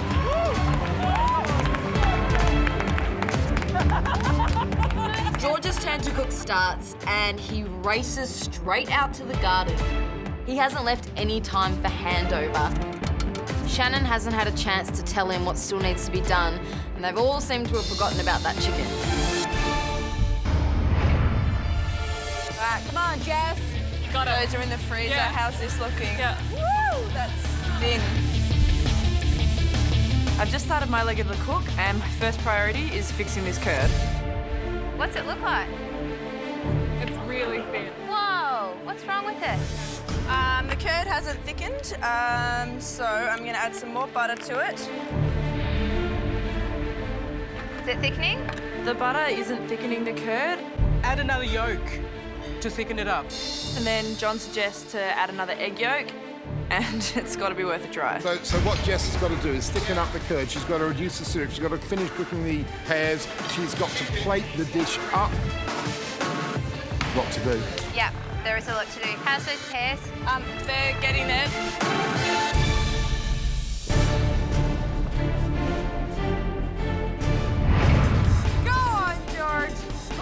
George is cooking blind. He has no idea what's still to be done, and there's no timer on that chicken. Left me lots of stuff. I just need to tie it together now. You got a dish yet? Yeah. Chicken and parsley. George, there's some shallots. I'm not saying, am I? There's shallots in there. There's some shallots in there that he could use for cooking. You know what the issue here is that George ran straight out to the garden and really didn't spend much time finding out from you what your vision was.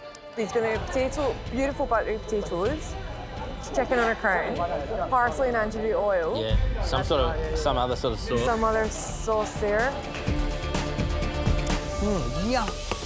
Where does the time go? 10 minutes to go! Come on, George! Come on, Jessica! Come on, Jess. Doing great. I've got a few things to do. I've got to put these pears on the plate. I've got to make a syrup. I've got to make sure that all the garnishes are right, get that curd working. I can't believe that didn't work in a thermo. If not, we can just smear it like a little lemon custard. That's a great idea. Hey, Jess. Yeah. It's now a lemon custard. It's custard. It's not curd. Sounds So good. if you choose your vessel well, like a bowl. Beautiful. With something I could pour it over potentially. Sounds good. Go, Jess. We have to give up on the curd. It's just not thick enough, but the flavour's really good, so we decided to roll with it and call it a custard. Georgia! You reckon? Little? Which one do you reckon? Oh, well. Either or. How long? There's more than your reputation's on the line. 5 minutes to go.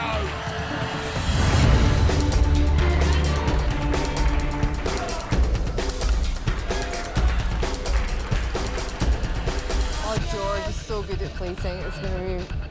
Look at him, he's already picking his flowers.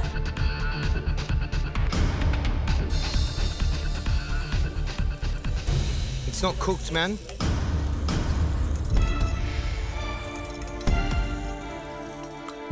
I reckon they need another 5 minutes. George is in serious trouble. There's only a few minutes to go, and his chicken is raw. You gotta go, mate. You don't have time. Hopefully some time in the pan and then in the oven will cook it through. Come on, George! He's so stressed. Look at him. He is stressed. Nice and delicate. Come on, Jess. Time is always crucial, but never more so than now. 2 minutes to go. Come on, George. Come on, George. Get it on the plate. Come on, George. Looking good, George. Looking good. Our dish is looking a bit plain, and I'm up against George, who is an absolute plating guru. So I need some extra garnish, something to lift the dish. Micro herbs! She read our minds, see? Yeah.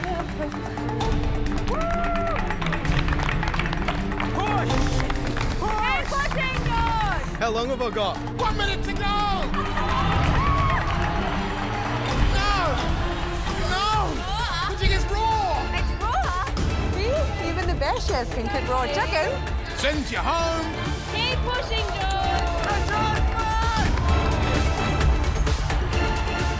There's 1 minute left. The chicken is back in the pan. This is going to be touch and go. Go, go! Little touch of greenery. Yeah. What is that? Touch of greenery. Yeah. He's not happy. He's not happy. He's getting upset. Yes, yes. Yes. Yeah. Get us this? Yeah, good call. There's this microplane here. 30 seconds. George, come on, son. You got to get those little flowers and nasturtiums on. Where's the tweezers? 10 seconds to go. 10, 9, 8, 7, 6, 5, 4, 3, 2, 1. That's enough, George. Well done. Thank God for that. Oh, you did a good job. Come look at it. Have we beaten the contestants? Who knows? It comes down to Matt and his palate. He loves the sweet. He's got a sweet tooth. He's got he loves crunchy. He loves creamy. I really think like we've done enough to beat the judges. There's some great flavours there, some tasty little elements, and when you eat it all together, I reckon it'll pack a punch. Well, that was a fast and frenetic cook. Contestants versus judges. So, in keeping with the MasterChef rules, that judging chair number 1 and 2 must be occupied by a master and an apprentice, please welcome Ava and Stephen. Ava is working at the Hotel Centennial in Sydney, and Stephen comes in sometimes to learn the ropes, so I think they're the perfect two to judge the dish today. Stephen, Ava, welcome to the best seats in the house. You geared up? Yes. 100%. The first dish that we'll taste is a savoury dish. It's the judge's dish.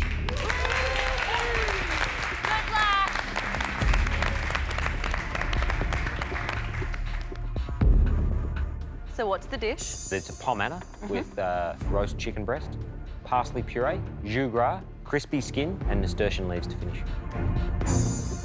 Sounds good, doesn't it? Sounds delicious. That's very good. Is there any pressure points? Anything you're worried about on the plate? Yeah, the chicken was definitely underdone when I took it out the oven. So, you know, I'm concerned it's undercooked. Shall we taste? Yep.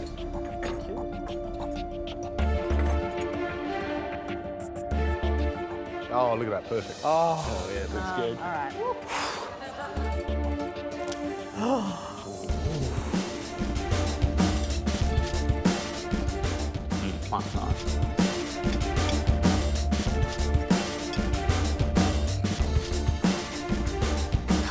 As much as it pains me to say it, it's actually really, really delicious. The chicken is beautifully cooked. The little drumsticks are nicely French. There was a nice bit of technique there, you know. I agree with Stephen. The chicken is cooked beautifully. I think there's a little too much garlic in the puree for my liking. Judges, what I love about your dish is the cooking of the chicken, the crispness of the skin, and the intensity of that sauce, which is delicious. And the work that Gary put in at the beginning to build the base of that sauce was fantastic. You know, boys, you've set the benchmark very high. I don't love the dish, but I'd certainly take it out on a second date. Well done, lads. Now we'll taste the contestants' dish. Good luck, guys. Good luck. Good luck. Thanks, George.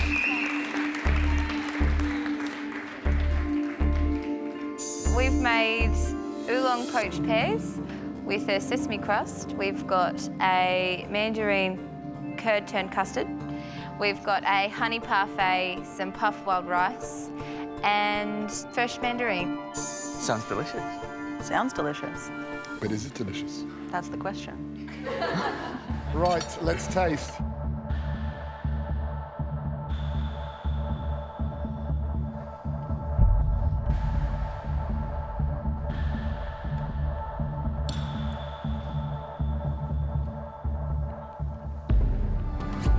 Stephen, what do you think? I think it's really, really delicious. The pears are poached beautifully, in my opinion. And I just really like the texture of the crunchy rice and the sesame seeds as well with the curd. I think it's really, really nice. Well done. It's really lovely. It's a really lovely dish. Billy, Jessica, Georgia, you did so much in that 45 minutes to make a parfait, to poach the pears, as well as you poached them, to segment those mandarins. The sesame on the pear is a wonderful combination with the mandarin. And what I really love, there's little flecks of coriander leaf that add a lovely herbaceous note to this dish. My question marks are about that mandarin curd. And did you cook that puff roll rice properly?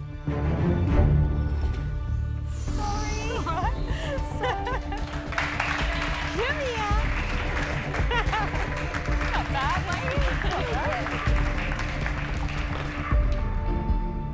Well, what an amazing tasting. 2 dishes won by 3 of the leading luminaries in the Australian culinary firmament, the other by 3 contestants at the very top of their game. This is going to be a tough decision, but while we make it, please come forward.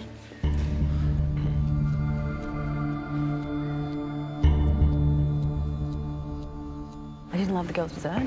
I thought the custard was weak, which was really sad. I liked everything else, but I wish that had a bit more zing to it. I really like the pear. I like what it was posting, the oolong that was posting. I thought it gave it a really quite an interesting flavour. It was like nothing I've sort of tasted before, so that's why I quite like it. I thought that was lovely. How do you feel about the boys' dish? I really like the boys' dish. That's my kind of food. You know, roast chicken, that parsley puree. Although it was on the cusp of being too much garlic, I quite liked it. I can still taste it. It'll stay with me for days. Well, you know what it comes down to? It comes down to the age-old thing in this kitchen. Which dish would you rather eat again?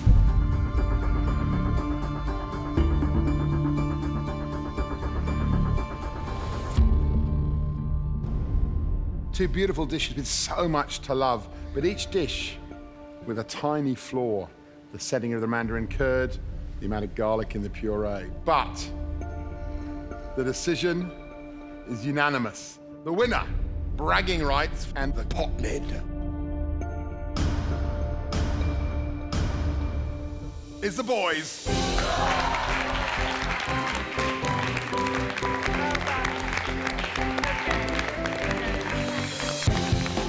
I think what's fascinating about that cook is you are 3 contestants when you were taking on 3 professionals with over 70 years experience.